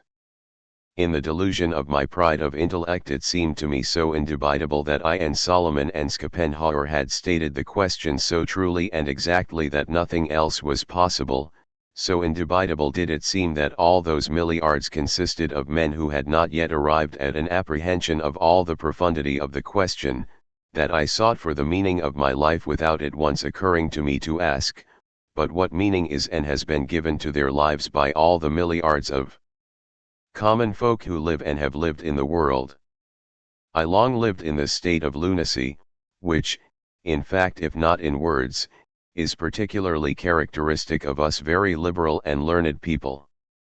But thanks either to the strange physical affection I have for the real laboring people, which compelled me to understand them and to see that they are not so stupid as we suppose, or thanks to the sincerity of my conviction that I could know nothing beyond the fact that the best I could do was to hang myself, at any rate I instinctively felt that if I wished to live and understand the meaning of life, I must seek this meaning not among those who have lost it and wish to kill themselves, but among those milliards of the past and the present who make life and who support the burden of their own lives and of ours also. And I considered the enormous masses of those simple, unlearned, and poor people who have lived and are living, and I saw something quite different. I saw that, with rare exceptions, all those milliards who have lived and are living do not fit into my divisions, and that I could not class them as not understanding the question, for they themselves state it and reply to it with extraordinary clearness. Nor could I consider them Epicureans, for their life consists more of privations and sufferings than of enjoyments. Still less could I consider them as irrationally dragging on a meaningless existence, for every act of their life, as well as death itself, is explained by them. To kill themselves they consider the greatest evil. It appeared that all mankind had a knowledge, unacknowledged and despised by me, of the meaning of life. It appeared that reasonable knowledge does not give the meaning of life, but excludes life, while the meaning attributed to life by milliards of people, by all humanity, rests on some despised pseudo-knowledge. Rational knowledge presented by the learned and wise, denies the meaning of life, but the enormous masses of men, the whole of mankind receive that meaning in irrational knowledge. And that irrational knowledge is faith, that very thing which I could not but reject. It is God, 1 in 3, the creation in 6 days, the devils and angels, and all the rest that I cannot accept as long as I retain my reason. My position was terrible. I knew I could find nothing along the path of reasonable knowledge except a denial of life, and there, in faith, was nothing but a denial of reason, which was yet more impossible for me than a denial of life. From rational knowledge it appeared that life is an evil. People know this and it is in their power to end life, yet they lived and still live, and I myself live, though I have long known that life is senseless and an evil. By faith it appears that in order to understand the meaning of life I must renounce my reason, the very thing for which alone a meaning is required. Chapter 9. A contradiction arose from which there were two exits. Either that which I called reason was not so rational as I supposed, or that which seemed to me irrational was not so irrational as I supposed. And I began to verify the line of argument of my rational knowledge. Verifying the line of argument of rational knowledge, I found it quite correct. The conclusion that life is nothing was inevitable, but I noticed a mistake. The mistake lay in this, that my reasoning was not in accord with the question I had put. The question was, why should I live, that is to say, what real, permanent result will come out of my illusory transitory life, what meaning has my finite existence in this infinite world? And to reply to that question I had studied life. The solution of all the possible questions of life could evidently not satisfy me, for my question, simple as it at first appeared, included a demand for an explanation of the finite in terms of the infinite, and vice versa. I asked, what is the meaning of my life, beyond time, cause, and space? And I replied to quite another question, what is the meaning of my life within time, cause, and space? With the result that, after long efforts of thought, the answer I reached was, none. In my reasonings I constantly compared, nor could I do otherwise, the finite with the finite, and the infinite with the infinite, but for that reason I reached the inevitable result: force is force, matter is matter, will is will, the infinite is the infinite, nothing is nothing, and that was all that could result. It was something like what happens in mathematics, when thinking to solve an equation, we find we are working on an identity. The line of reasoning is correct, but results in the answer that A equals A, or X equals X, or O equals O. The same thing happened with my reasoning in relation to the question of the meaning of my life. The replies given by all science to that question only result in identity.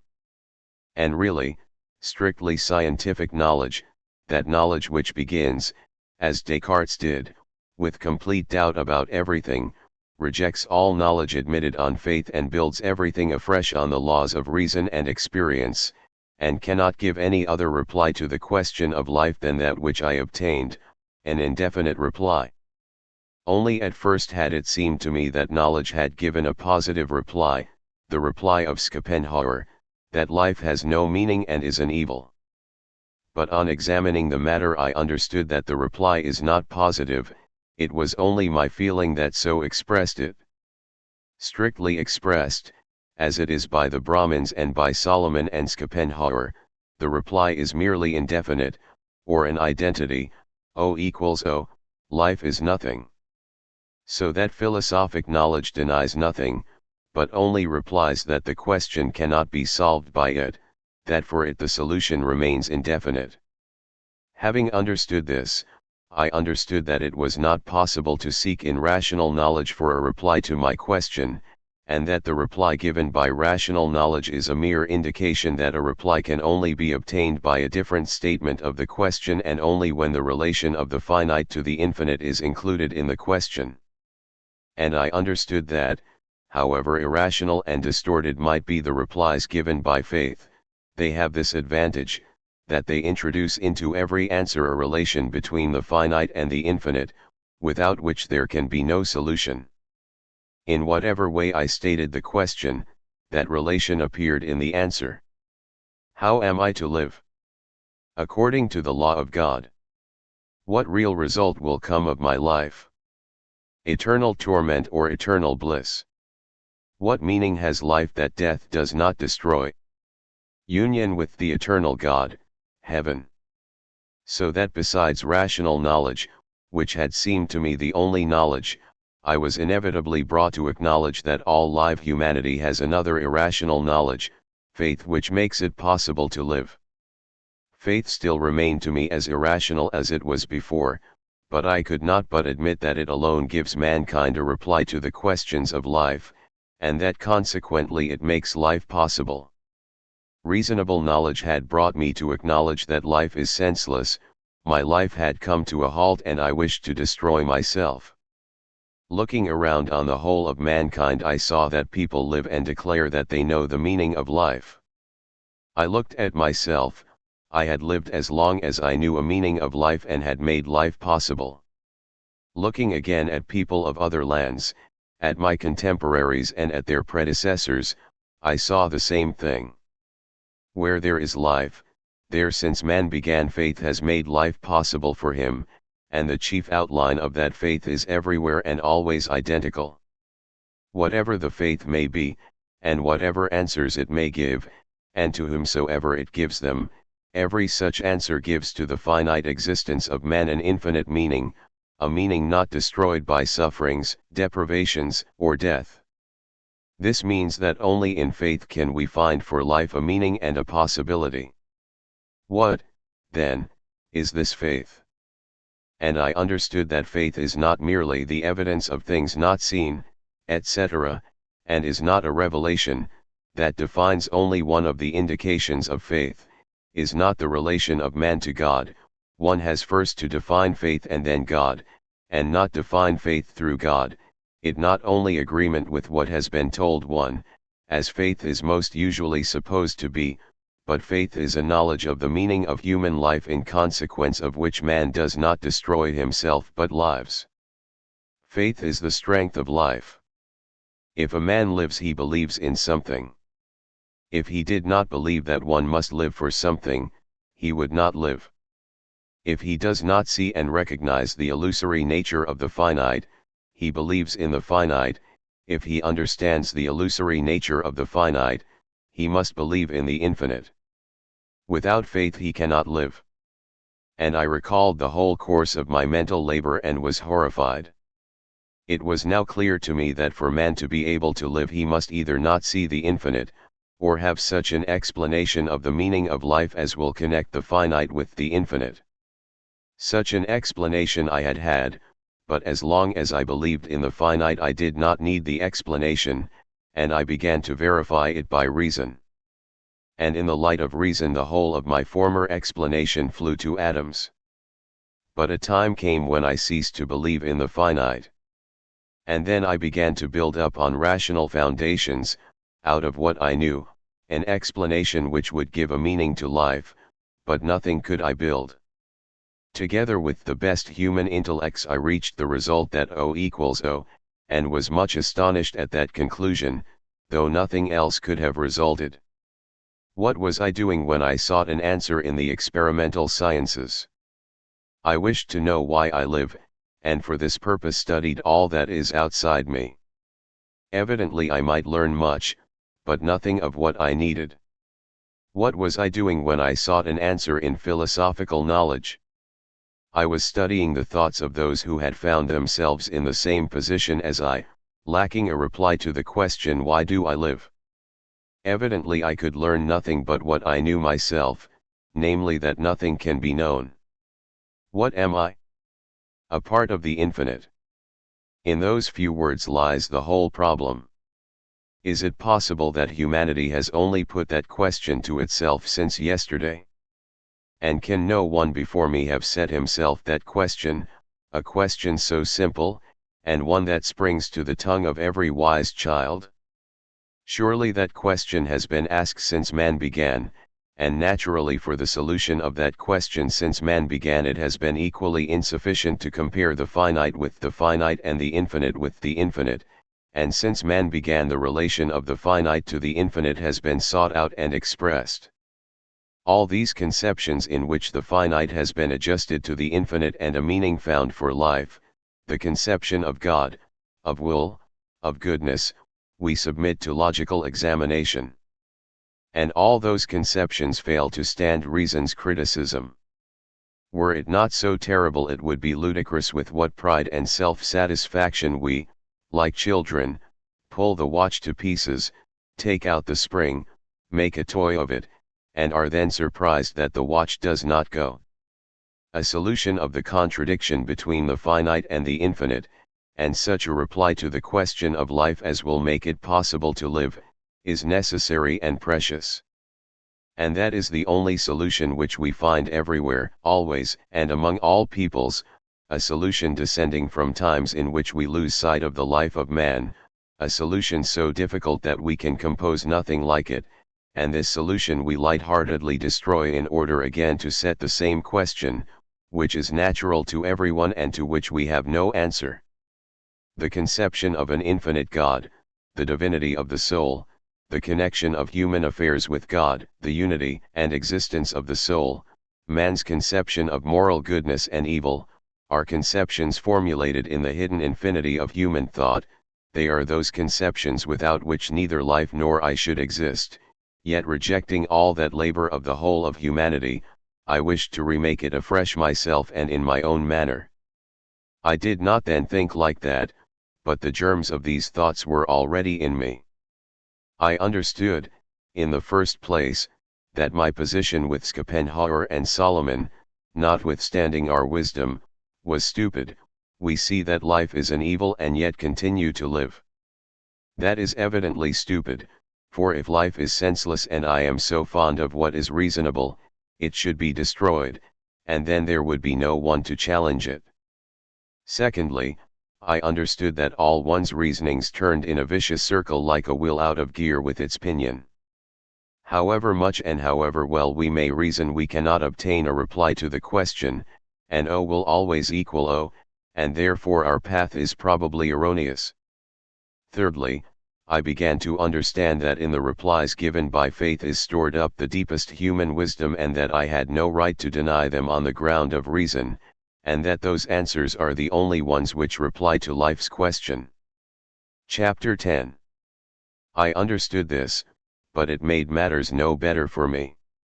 I was now ready to accept any faith if only it did not demand of me a direct denial of reason, which would be a falsehood. And I studied Buddhism and Mohammedanism from books, and most of all I studied Christianity both from books and from the people around me.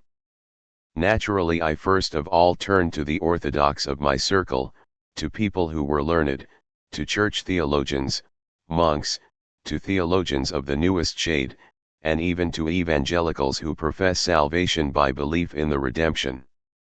And I seized on these believers and questioned them as to their beliefs and their understanding of the meaning of life.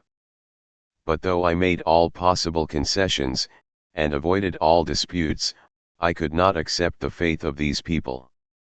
I saw that what they gave out as their faith did not explain the meaning of life but obscured it, and that they themselves affirmed their belief not to answer that question of life which brought me to faith, but for some other aims alien to me.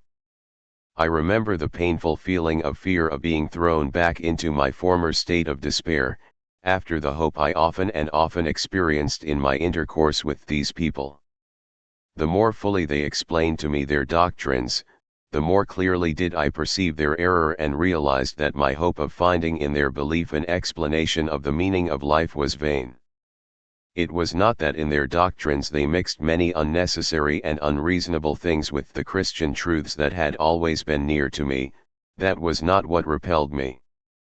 I was repelled by the fact that these people's lives were like my own, with only this difference, that such a life did not correspond to the principles they expounded in their teachings. I clearly felt that they deceived themselves and that they, like myself, found no other meaning in life than to live while life lasts, taking all one's hands can seize. I saw this because if they had had a meaning which destroyed the fear of loss, suffering, and death, they would not have feared these things. But they, these believers of our circle, just like myself, living in sufficiency and superfluity, tried to increase or preserve them, feared privations, suffering, and death, and just like myself and all of us unbelievers, lived to satisfy their desires, and lived just as badly, if not worse, than the unbelievers. No arguments could convince me of the truth of their faith. Only deeds which showed that they saw a meaning in life, making what was so dreadful to me, poverty, sickness, and death, not dreadful to them, could convince me. And such deeds I did not see among the various believers in our circle. On the contrary, I saw such deeds done one by people of our circle who were the most unbelieving, but never by our so-called believers. And I understood that the belief of these people was not the faith I sought, and that their faith is not a real faith but an Epicurean consolation in life. I understood that that faith may perhaps serve, if not for a consolation at least for some distraction for a repentant Solomon on his deathbed, but it cannot serve for the great majority of mankind, who are called on not to amuse themselves while consuming the labor of others but to create life. For all humanity to be able to live, and continue to live attributing a meaning to life, those milliards, must have a different, a real, knowledge of faith. Indeed, it was not the fact that we, with Solomon and Schopenhauer, did not kill ourselves that convinced me of the existence of faith, but the fact that those milliards of people have lived and are living, and have borne Solomon and us on the current of their lives. And I began to draw near to the believers among the poor, simple, unlettered folk, pilgrims, monks, sectarians, and peasants. The faith of these common people was the same Christian faith as was professed by the pseudo-believers of our circle. Among them, too, I found a great deal of superstition mixed with the Christian truths, but the difference was that the superstitions of the believers of our circle were quite unnecessary to them and were not in conformity with their lives, being merely a kind of Epicurean diversion, but the superstitions of the believers among the laboring masses conformed so with their lives that it was impossible to imagine them to oneself without those superstitions, which were a necessary condition of their life.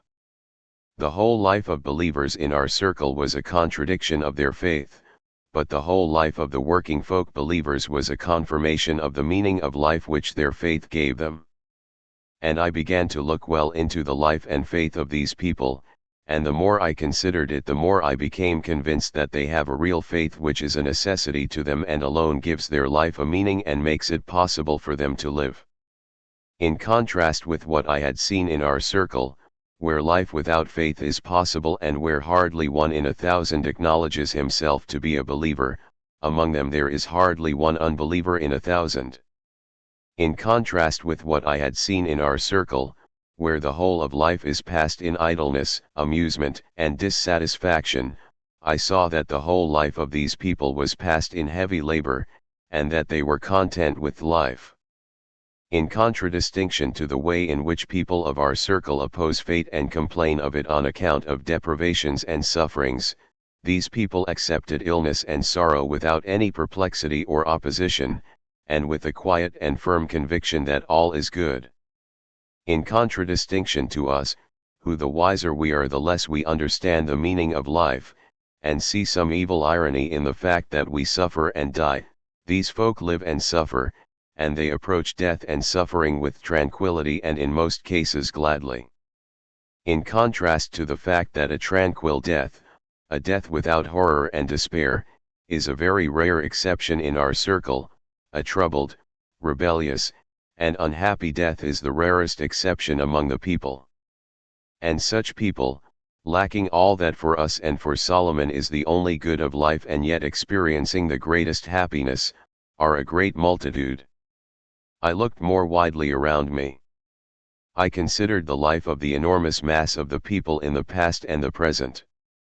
And of such people, understanding the meaning of life and able to live and to die, I saw not 2 or 3, or tens, but hundreds, thousands, and millions.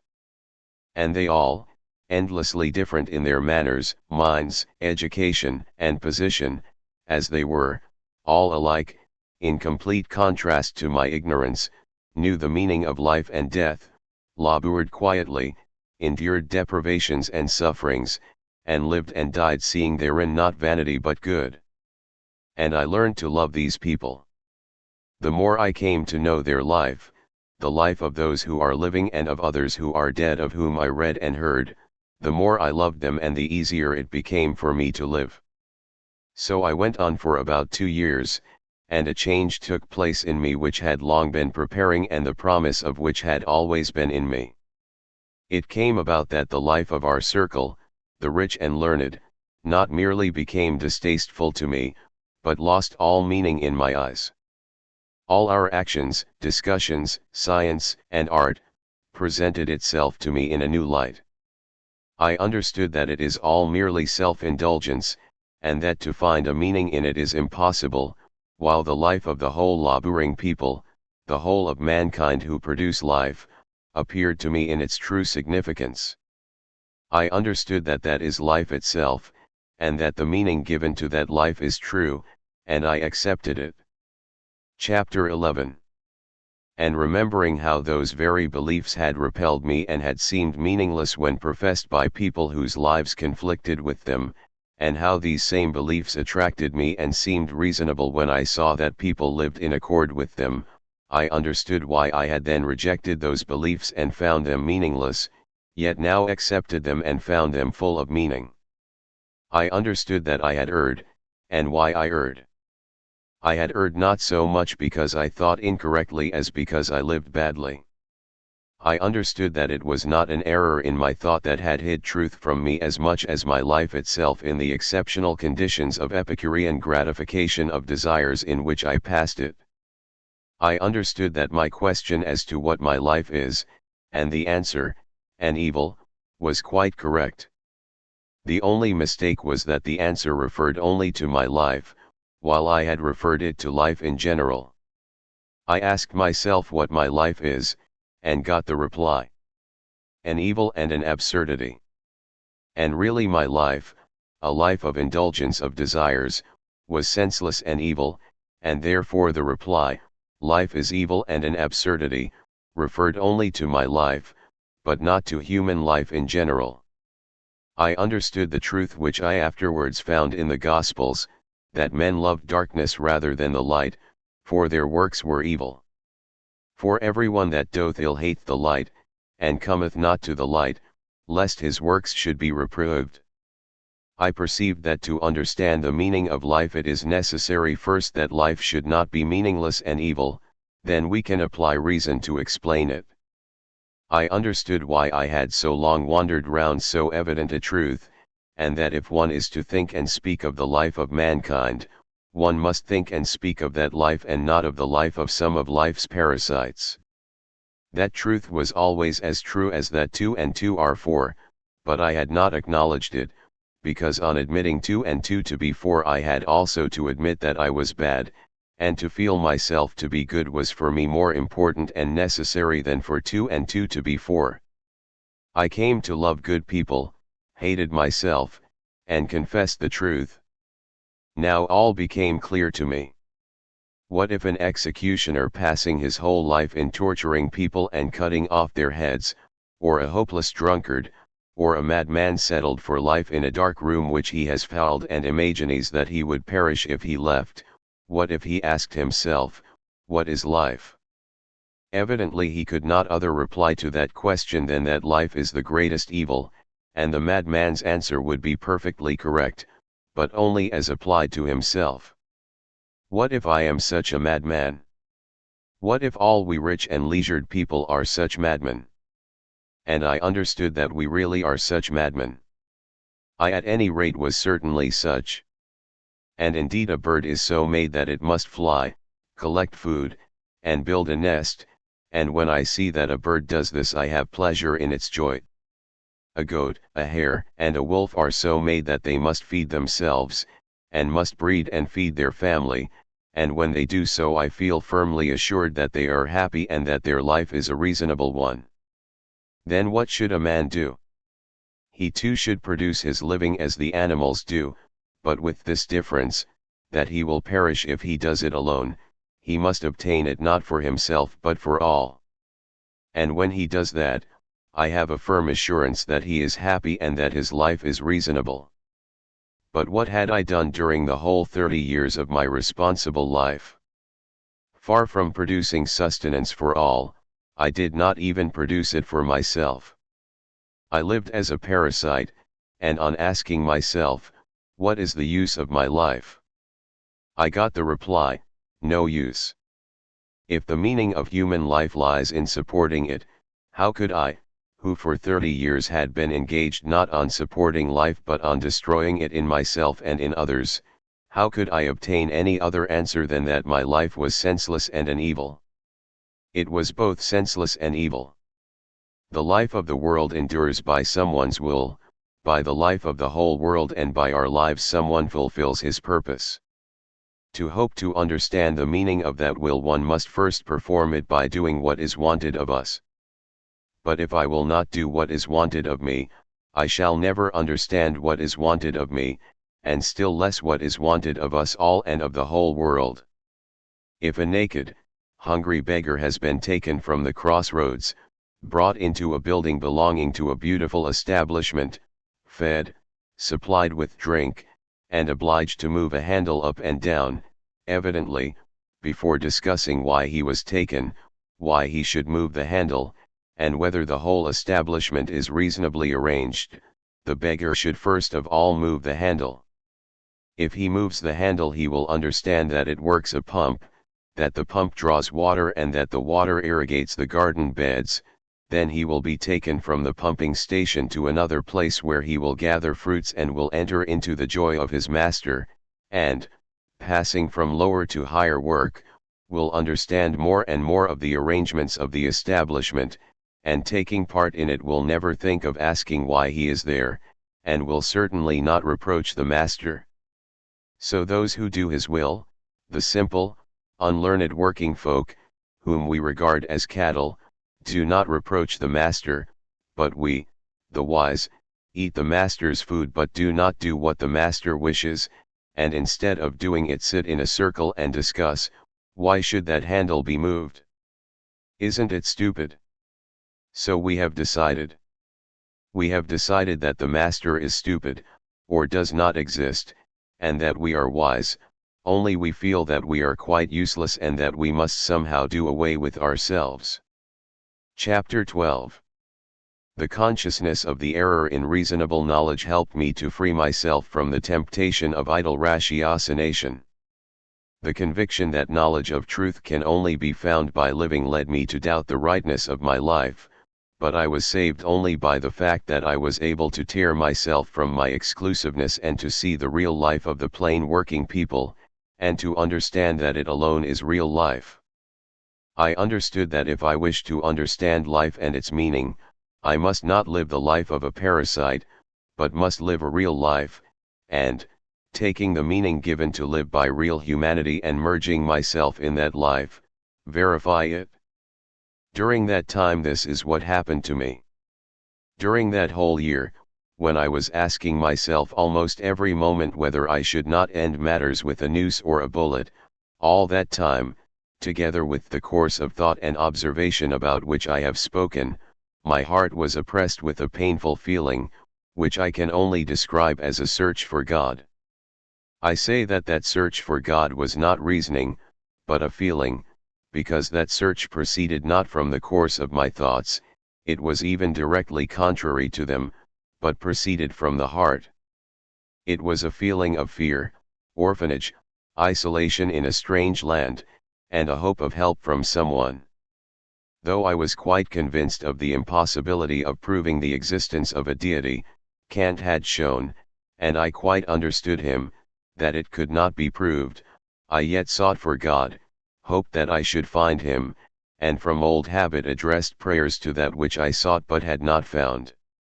I went over in my mind the arguments of Kant and Schopenhauer showing the impossibility of proving the existence of a God, and I began to verify those arguments and to refute them. Cause, said I to myself, is not a category of thought such as are time and space. If I exist, there must be some cause for it, and a cause of causes. And that first cause of all is what men have called God. And I paused on that thought, and tried with all my being to recognize the presence of that cause. And as soon as I acknowledged that there is a force in whose power I am, I at once felt that I could live. But I asked myself, what is that cause, that force? How am I to think of it? What are my relations to that which I call God? And only the familiar replies occurred to me: He is the Creator and Preserver. This reply did not satisfy me, and I felt I was losing within me what I needed for my life. I became terrified and began to pray to Him whom I sought, that He should help me. But the more I prayed, the more apparent it became to me that He did not hear me, and that there was no one to whom to address myself. And with despair in my heart that there is no God at all, I said, Lord, have mercy, save me. Lord, teach me. But no one had mercy on me, and I felt that my life was coming to a standstill. But again and again, from various sides, I returned to the same conclusion, that I could not have come into the world without any cause or reason or meaning. I could not be such a fledgling fallen from its nest as I felt myself to be. Or, granting that I be such, lying on my back crying in the high grass, even then I cry because I know that a mother has borne me within her, has hatched me, warmed me, fed me, and loved me. Where is she, that mother? If I have been deserted, who has deserted me? I cannot hide from myself that someone bored me, loving me. Who was that someone? Again, God. He knows and sees my searching, my despair, and my struggle. He exists, said I to myself. And I had only for an instant to admit that, and at once life rose within me, and I felt the possibility and joy of being. But again, from the admission of the existence of a God, I went on to seek my relation with Him, and again I imagined that God, our Creator in three persons who sent His Son, the Savior, and again that God, detached from the world and from me, melted like a block of ice, melted before my eyes, and again nothing remained, and again the spring of life dried up within me, and I despaired and felt that I had nothing to do but to kill myself.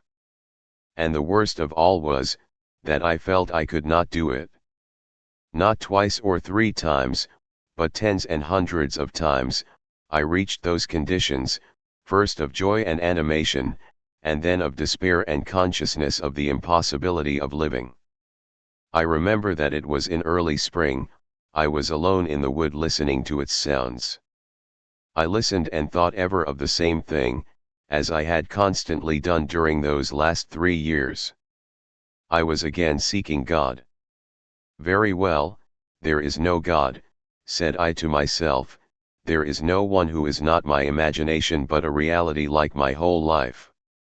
He does not exist, and no miracles can prove His existence, because the miracles would be my imagination, besides being irrational. But my perception of God, of Him whom I seek, I ask myself, where has that perception come from? And again at this thought the glad waves of life rose within me. All that was around me came to life and received a meaning. But my joy did not last long. My mind continued its work. The conception of God is not God, said I to myself. The conception is what takes place within me. The conception of God is something I can evoke or can refrain from evoking in myself. That is not what I seek. I seek that without which there can be no life. And again all around me and within me began to die, and again I wished to kill myself.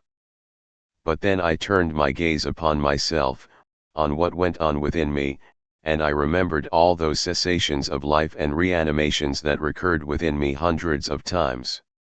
I remembered that I only lived at those times when I believed in God. As it was before, so it was now. I need only be aware of God to live, I need only forget Him, or disbelieve Him, and I died. What is this animation and dying? I do not live when I lose belief in the existence of God. I should long ago have killed myself had I not had a dim hope of finding him. I live, really live, only when I feel him and seek him. What more do you seek? Exclaimed a voice within me. This is he. He is that without which one cannot live. To know God and to live is one and the same thing. God is life. Live seeking God, and then you will not live without God. And more than ever before, all within me and around me lit up, and the light did not again abandon me. And I was saved from suicide. When and how this change occurred I could not say. As imperceptibly and gradually the force of life in me had been destroyed and I had reached the impossibility of living, a cessation of life and the necessity of suicide, so imperceptibly and gradually did that force of life return to me. And strange to say, the strength of life which returned to me was not new, but quite old, the same that had borne me along in my earliest days. I quite returned to what belonged to my earliest childhood and youth. I returned to the belief in that will which produced me and desires something of me. I returned to the belief that the chief and only aim of my life is to be better, i.e. to live in accord with that will. And I return to the belief that I can find the expression of that will in what humanity, in the distant past hidden from, has produced for its guidance, that is to say, I return to a belief in God, in moral perfection, and in a tradition transmitting the meaning of life. There was only this difference, that then all this was accepted unconsciously, while now I knew that without it I could not live. What happened to me was something like this. I was put into a boat, I do not remember when, and pushed off from an unknown shore, shown the direction of the opposite shore, had oars put into my unpracticed hands, and was left alone. I rowed as best I could and moved forward, but the further I advanced towards the middle of the stream the more rapid grew the current bearing me away from my goal, and the more frequently did I encounter others, like myself, borne away by the stream. There were a few rowers who continued to row, there were others who had abandoned their oars, there were large boats and immense vessels full of people. Some struggled against the current, others yielded to it. And the further I went the more, seeing the progress down the current of all those who were adrift, I forgot the direction given me. In the very center of the stream, amid the crowd of boats and vessels which were being borne downstream, I quite lost my direction and abandoned my oars. Around me on all sides, with mirth and rejoicing, people with sails and oars were borne down the stream, assuring me and each other that no other direction was possible. And I believed them and floated with them. And I was carried far, so far that I heard the roar of the rapids in which I must be shattered, and I saw boats shattered in them. And I recollected myself. I was long unable to understand what had happened to me. I saw before me nothing but destruction, towards which I was rushing and which I feared. I saw no safety anywhere and did not know what to do, but, looking back, I perceived innumerable boats which unceasingly and strenuously pushed across the stream, and I remembered about the shore, the oars, and the direction, and began to pull back upwards against the stream and towards the shore. That shore was God, that direction was tradition, the oars were the freedom given me to pull for the shore and unite with God. And so the force of life was renewed in me and I again began to live. Chapter 13. I turned from the life of our circle, acknowledging that ours is not life but a simulation of life, that the conditions of superfluity in which we live deprive us of the possibility of understanding life, and that in order to understand life I must understand not an exceptional life such as are who are parasites on life, but the life of the simple laboring folk, those who make life, and the meaning which they attribute to it. The simplest laboring people around me were the Russian people, and I turned to them and to the meaning of life which they give. That meaning, if one can put it into words, was as follows: every man has come into this world by the will of God. And God has so made man that every man can destroy his soul or save it. The aim of man in life is to save his soul, and to save his soul he must live godly, and to live godly he must renounce all the pleasures of life, must labor, humble himself, suffer, and be merciful. That meaning the people obtain from the whole teaching of faith transmitted to them by their pastors and by the traditions that live among the people. This meaning was clear to me and near to my heart. But together with this meaning of the popular faith of our non-sectarian folk, among whom I live, much was inseparably bound up that revolted me and seemed to me inexplicable: sacraments, church services, fasts, and the adoration of relics and icons. The people cannot separate the one from the other, nor could I.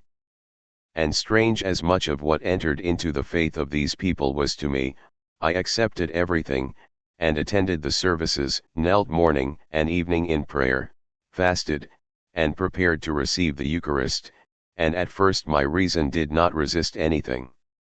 The very things that had formerly seemed to me impossible did not now evoke in me any opposition. My relations to faith before and after were quite different. Formerly life itself seemed to me full of meaning, and faith presented itself as the arbitrary assertion of propositions to me quite unnecessary, unreasonable, and disconnected from life. I then asked myself what meaning those propositions had, and, convinced that they had none, I rejected them. Now on the contrary, I knew firmly that my life otherwise has, and can have, no meaning, and the articles of faith were far from presenting themselves to me as unnecessary. On the contrary, I had been led by indubitable experience to the conviction that only these propositions presented by faith give life a meaning. Formerly I looked on them as on some quite unnecessary gibberish, but now, if I did not understand them, I yet knew that they had a meaning, and I said to myself that I must learn to understand them. I argued as follows, telling myself that the knowledge of faith flows, like all humanity with its reason, from a mysterious source. That source is God, the origin both of the human body and the human reason.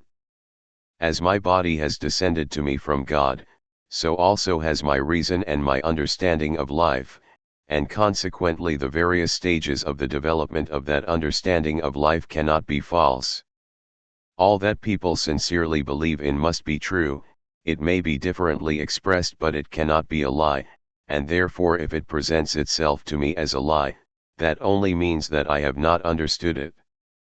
Furthermore, I said to myself, the essence of every faith consists in its giving life a meaning which death does not destroy.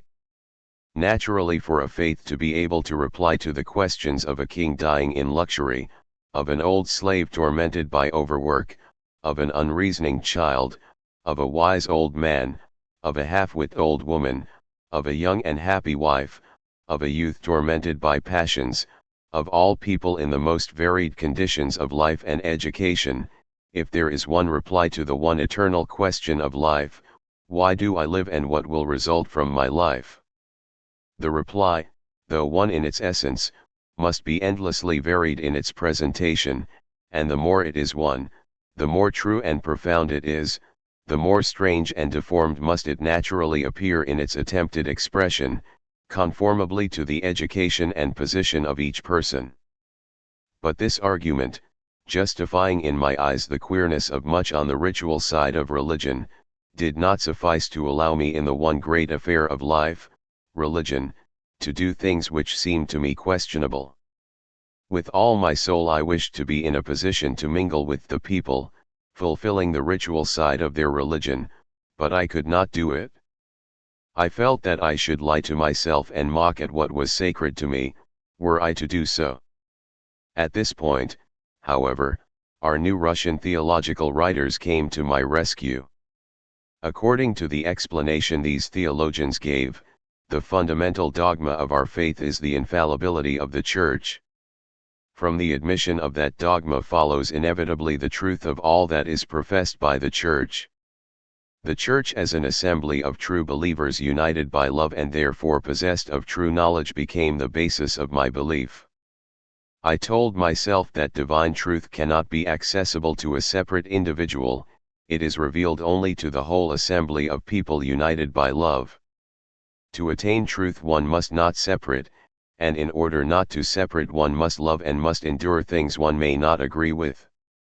Truth reveals itself to love, and if you do not submit to the rights of the Church you transgress against love, and by transgressing against love you deprive yourself of the possibility of recognizing the truth. I did not then see the sophistry contained in this argument. I did not see that union in love may give the greatest love, but certainly cannot give us divine truth expressed in the definite words of the Nicene Creed. I also did not perceive that love cannot make a certain expression of truth an obligatory condition of union. I did not then see these mistakes in the argument, and thanks to it was able to accept and perform all the rites of the Orthodox Church without understanding most of them. I then tried with all strength of my soul to avoid all arguments and contradictions, and tried to explain as reasonably as possible the Church statements I encountered. When fulfilling the rites of the Church I humbled my reason and submitted to the tradition possessed by all humanity. I united myself with my forefathers, the father, mother, and grandparents I loved. They and all my predecessors believed and lived, and they produced me. I united myself also with the missions of the common people whom I respected. Moreover, those actions had nothing bad in themselves. Bad I considered the indulgence of one's desires. When rising early for church services I knew I was doing well, if only because I was sacrificing my bodily ease to humble my mental pride, for the sake of union with my ancestors and contemporaries, and for the sake of finding the meaning of life. It was the same with my preparations to receive communion, and with the daily reading of prayers with genuflections, and also with the observance of all the fasts. However insignificant these sacrifices might be, I made them for the sake of something good. I fasted, prepared for communion, and observed the fixed hours of prayer at home and in church. During church service I attended to every word, and gave them a meaning whenever I could. In the Mass the most important words for me were, "Let us love one another in conformity." The further words, "In unity we believe in the Father, the Son, and Holy Ghost," I passed by, because I could not understand them. Chapter 14. It was then so necessary for me to believe in order to live that I unconsciously concealed from myself the contradictions and obscurities of theology. But this reading of meanings into the rites had its limits. If the chief words in the prayer for the Emperor became more and more clear to me, if I found some explanation for the words, and remembering our Sovereign Most Holy Mother of God and all the saints, ourselves and one another, we give our whole life to Christ our God, if I explained to myself the frequent repetition of prayers for the Tsar and his relations by the fact that they are more exposed to temptations than other people and therefore are more in need of being prayed for, the prayers about subduing our enemies and evil under our feet, even if one tried to say that sin was the enemy prayed against, these and other prayers, such as the cherubic song and the whole sacrament of oblation, or the chosen warriors, etc.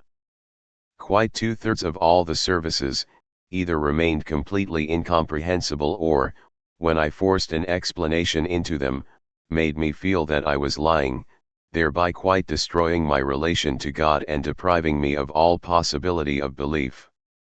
I felt the same about the celebration of the chief holidays. To remember the Sabbath, that is to devote one day to God, was something I could understand. But the chief holiday was in commemoration of the resurrection, the reality of which I could not picture to myself or understand. And that name of resurrection was also given the weekly holiday. 1 And on those days the sacrament of the Eucharist was administered, which was quite unintelligible to me. The rest of the 12 great holidays, except Christmas, commemorated miracles, the things I tried not to think about in order not to deny, the Ascension, Pentecost, Epiphany, the Feast of the Intercession of the Holy Virgin, etc. At the celebration of these holidays, feeling that importance was being attributed to the very things that to me presented a negative importance, I either devised tranquilizing explanations or shut my eyes in order not to see what tempted me. Most of all this happened to me when taking part in the most usual sacraments, which are considered the most important, baptism and communion.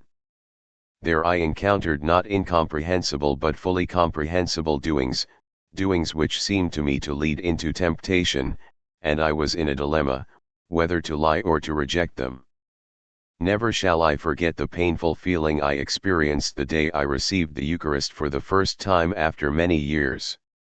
The service, confession, and prayers were quite intelligible and produced in me a glad consciousness that the meaning of life was being revealed to me. The communion itself I explained as an act performed in remembrance of Christ, and indicating a purification from sin and the full acceptance of Christ's teaching.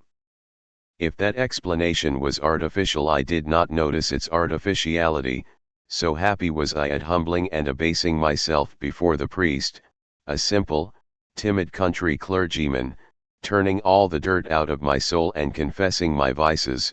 So glad was I to merge in thought with the humility of the fathers who wrote the prayers of the office, so glad was I of union with all who have believed and now believe, that I did not notice the artificiality of my explanation. But when I approached the altar gates, and the priest made me say that I believed that what I was about to swallow was truly flesh and blood, I felt a pain in my heart. It was not merely a false note, it was a cruel demand made by someone or other who evidently had never known what faith is. I now permit myself to say that it was a cruel demand, but I did not then think so, only it was indescribably painful to me. I was no longer in the position in which I had been in youth when I thought all in life was clear. I had indeed come to faith because, apart from faith, I had found nothing, certainly nothing, except destruction. Therefore to throw away that faith was impossible, and I submitted. And I found in my soul a feeling which helped me to endure it. This was the feeling of self-abasement and humility. I humbled myself, swallowed that flesh and blood without any blasphemous feelings and with a wish to believe.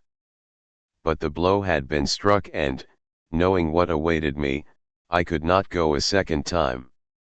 I continued to fulfill the rites of the Church and still believed that the doctrine I was following contained the truth, when something happened to me which I now understand but which then seemed strange.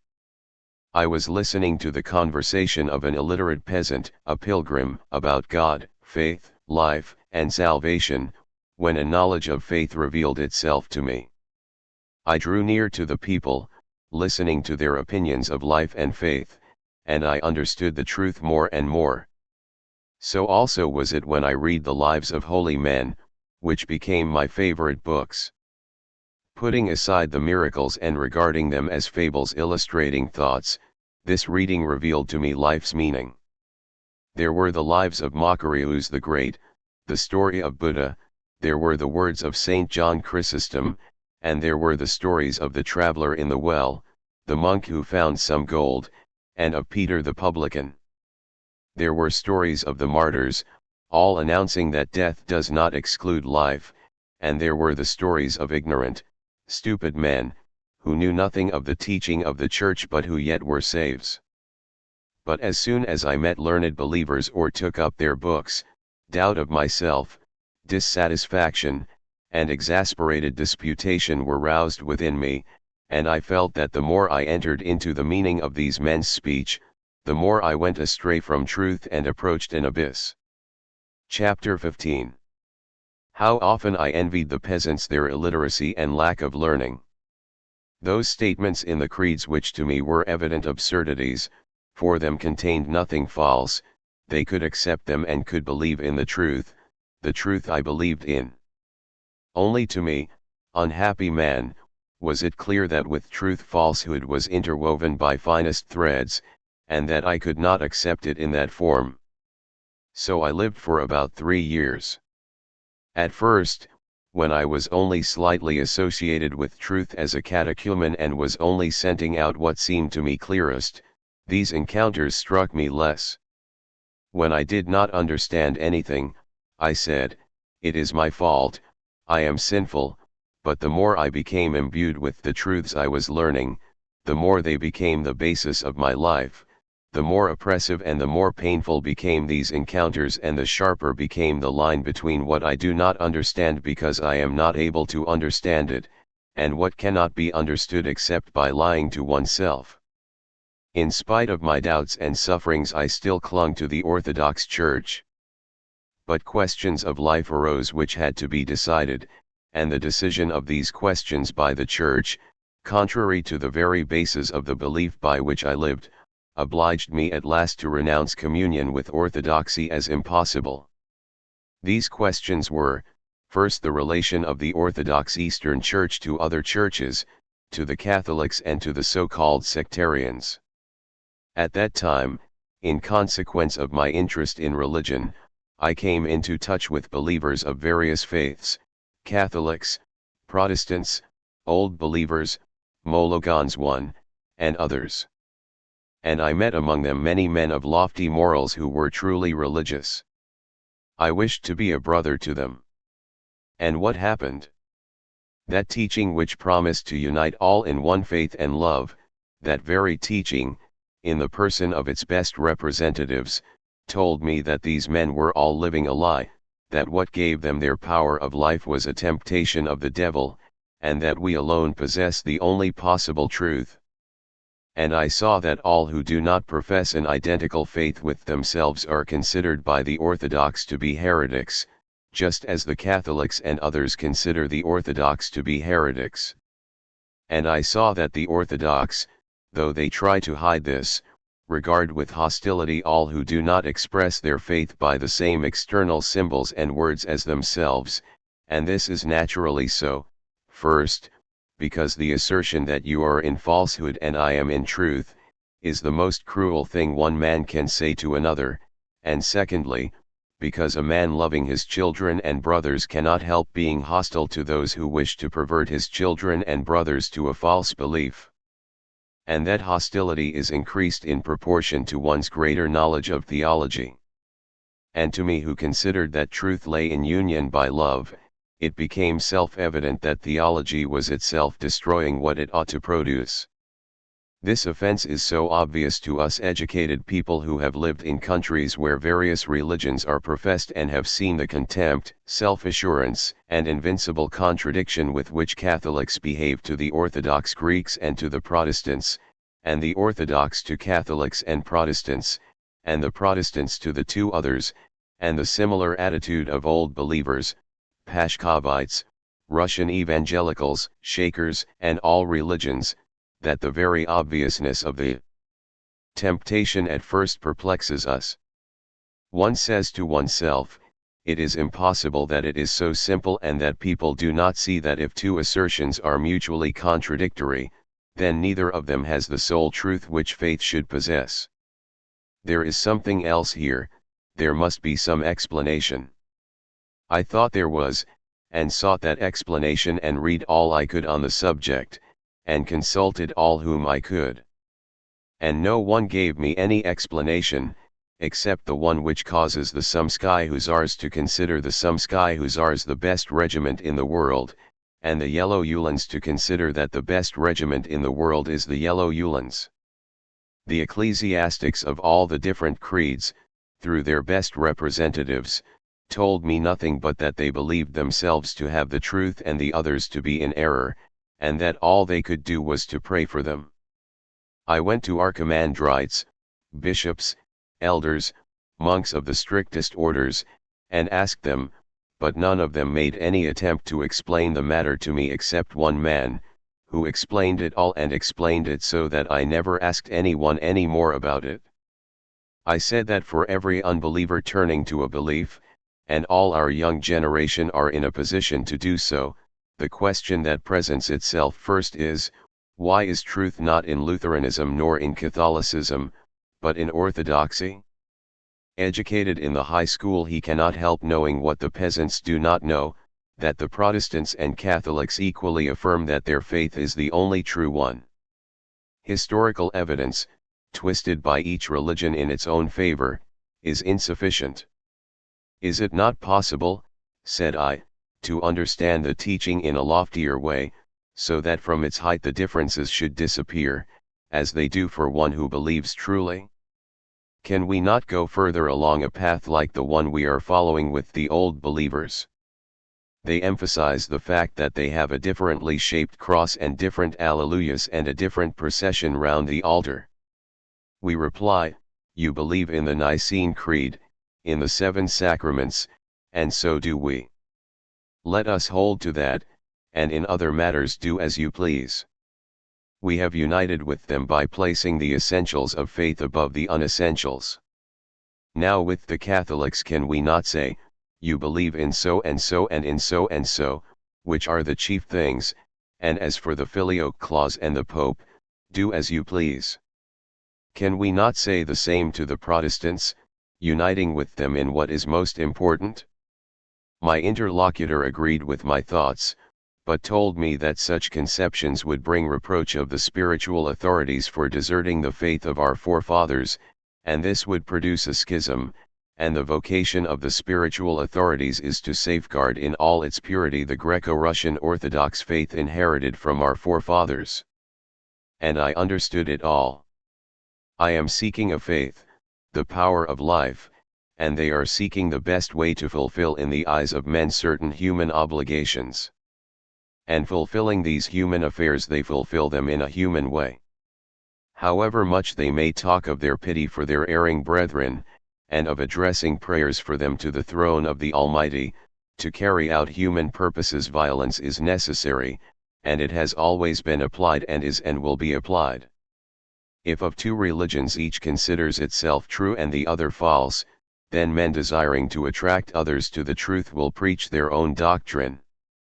And if a false teaching is preached to the inexperienced sons of their church, which is the truth, then that church cannot but burn the books and remove the man who is misleading its sons. What is to be done with the sectarian, burning, in the opinion of the orthodox, with the fire of false doctrine, who in the most important affair of life, in faith, misleads the sons of the church? What can be done with him except to cut off his head or to incarcerate him? Under the Tsar Alexis Mikhailovich people were burned at the stake, that is to say, the severest method of punishment of the time was applied, and in our day also the severest method of punishment is applied, detention in solitary confinement. Point 2. The second relation of the Church to a question of life was with regard to war and executions. At that time Russia was at war. And Russians, in the name of Christian love, began to kill their fellow men. It was impossible not to think about this, and not to see that killing is an evil repugnant to the first principles of any faith.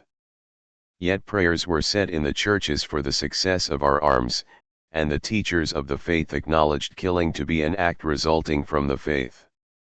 And besides the murders during the war, I saw, during the disturbances which followed the war, church dignitaries and teachers and monks of the lesser and stricter orders who approved the killing of helpless, erring youths. And I took note of all that is done by men who profess Christianity, and I was horrified. Chapter 16. And I ceased to doubt, and became fully convinced that not all was true in the religion I had joined. Formerly I should have said that it was all false, but I could not say so now. The whole of the people possessed a knowledge of the truth, for otherwise they could not have lived. Moreover, that knowledge was accessible to me, for I had felt it and had lived by it. But I no longer doubted that there was also falsehood in it. And all that had previously repelled me now presented itself vividly before me. And though I saw that among the peasants there was a smaller admixture of the lies that repelled me than among the representatives of the church, I still saw that in the people's belief also falsehood was mingled with the truth. But where did the truth and where did the falsehood come from? Both the falsehood and the truth were contained in the so-called holy tradition and in the scriptures. Both the falsehood and the truth had been handed down by what is called the church. And whether I liked or not, I was brought to the study and investigation of these writings and traditions, which till now I had been so afraid to investigate. And I turned to the examination of that same theology which I had once rejected with such contempt as unnecessary. Formerly it seemed to me a series of unnecessary absurdities, when on all sides I was surrounded by manifestations of life which seemed to me clear and full of sense. Now I should have been glad to throw away what would not enter a healthy head, but I had nowhere to turn to. On this teaching religious doctrine rests, or at least with it the only knowledge of the meaning of life that I have found is inseparably connected. However wild it may seem to my firm old mind, it was the only hope of salvation. It had to be carefully, attentively examined in order to understand it, and not even to understand it as I understand the propositions of science.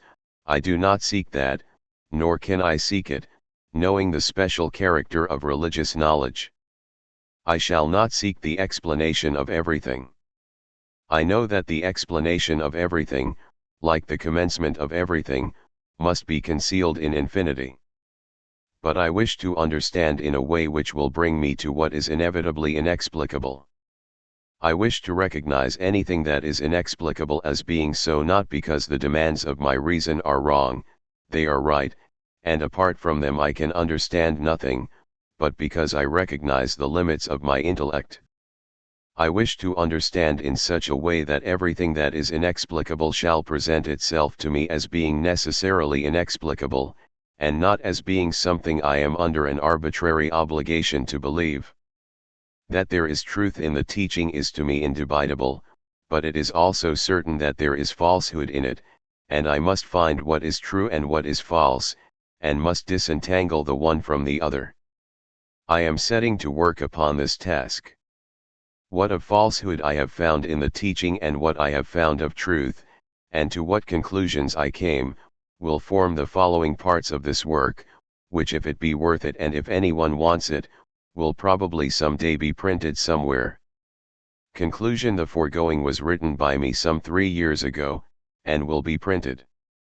Now a few days ago, when revising it and returning to the line of thought and to the feelings I had when I was living through it all, I had a dream. This dream expressed in condensed form all that I had experienced and described, and I think therefore that, for those who have understood me, a description of this dream will refresh and elucidate and unify what has been set forth at such length in the foregoing pages. The dream was this. I saw that I was lying on a bed. I was neither comfortable nor uncomfortable, I was lying on my back. But I began to consider how, and on what, I was lying, a question which had not till then occurred to me. And observing my bed, I saw I was lying on plated string supports attached to its sides, my feet were resting on one such support, by calves on another, and my legs felt uncomfortable.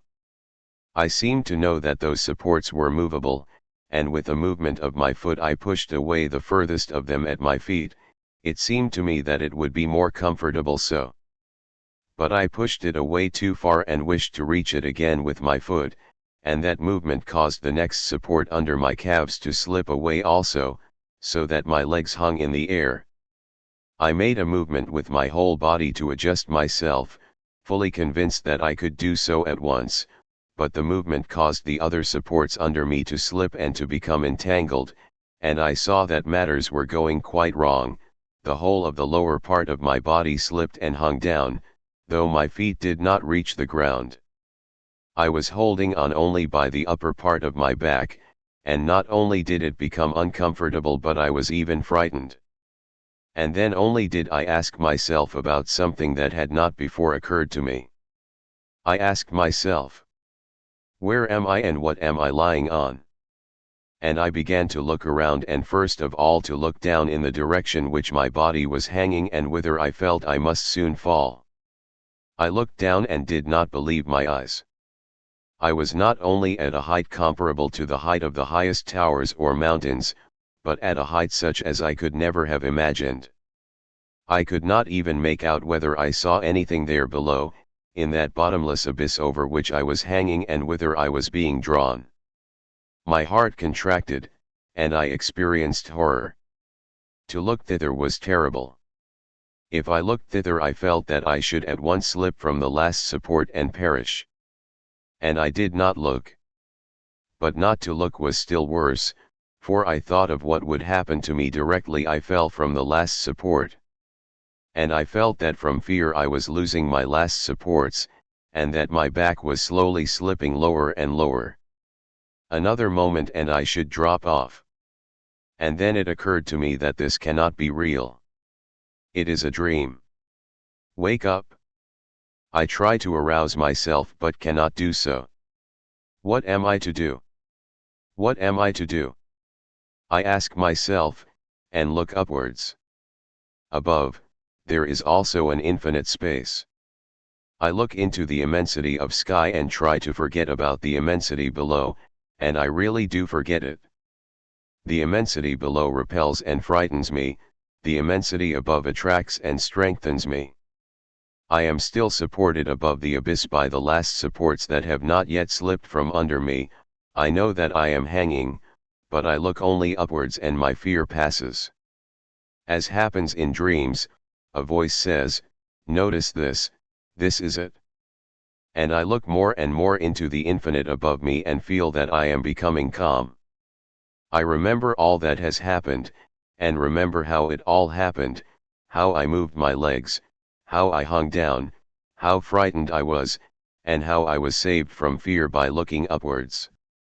And I ask myself, well, and now am I not hanging just the same? And I do not so much look round as experience with my whole body the point of support on which I am held. I see that I no longer hang as if about to fall, but am firmly held. I ask myself how I am held. I feel about, look round, and see that under me, under the middle of my body, there is one support, and that when I look upwards I lie on it in the position of securest balance, and that it alone gave me support before. And then, as happens in dreams, I imagine the mechanism by means of which I was held, a very natural, intelligible, and sure means, though to one awake that mechanism has no sense. I was even surprised in my dream that I had not understood it sooner. It appeared that at my head there was a pillar, and the security of that slender pillar was undoubted though there was nothing to support it. From the pillar a loop hung very ingeniously and yet simply, and if one lay with the middle of one's body in that loop and looked up, there could be no question of falling. This was all clear to me, and I was glad and tranquil. And it seemed as if someone said to me, "See that you remember." And I awoke.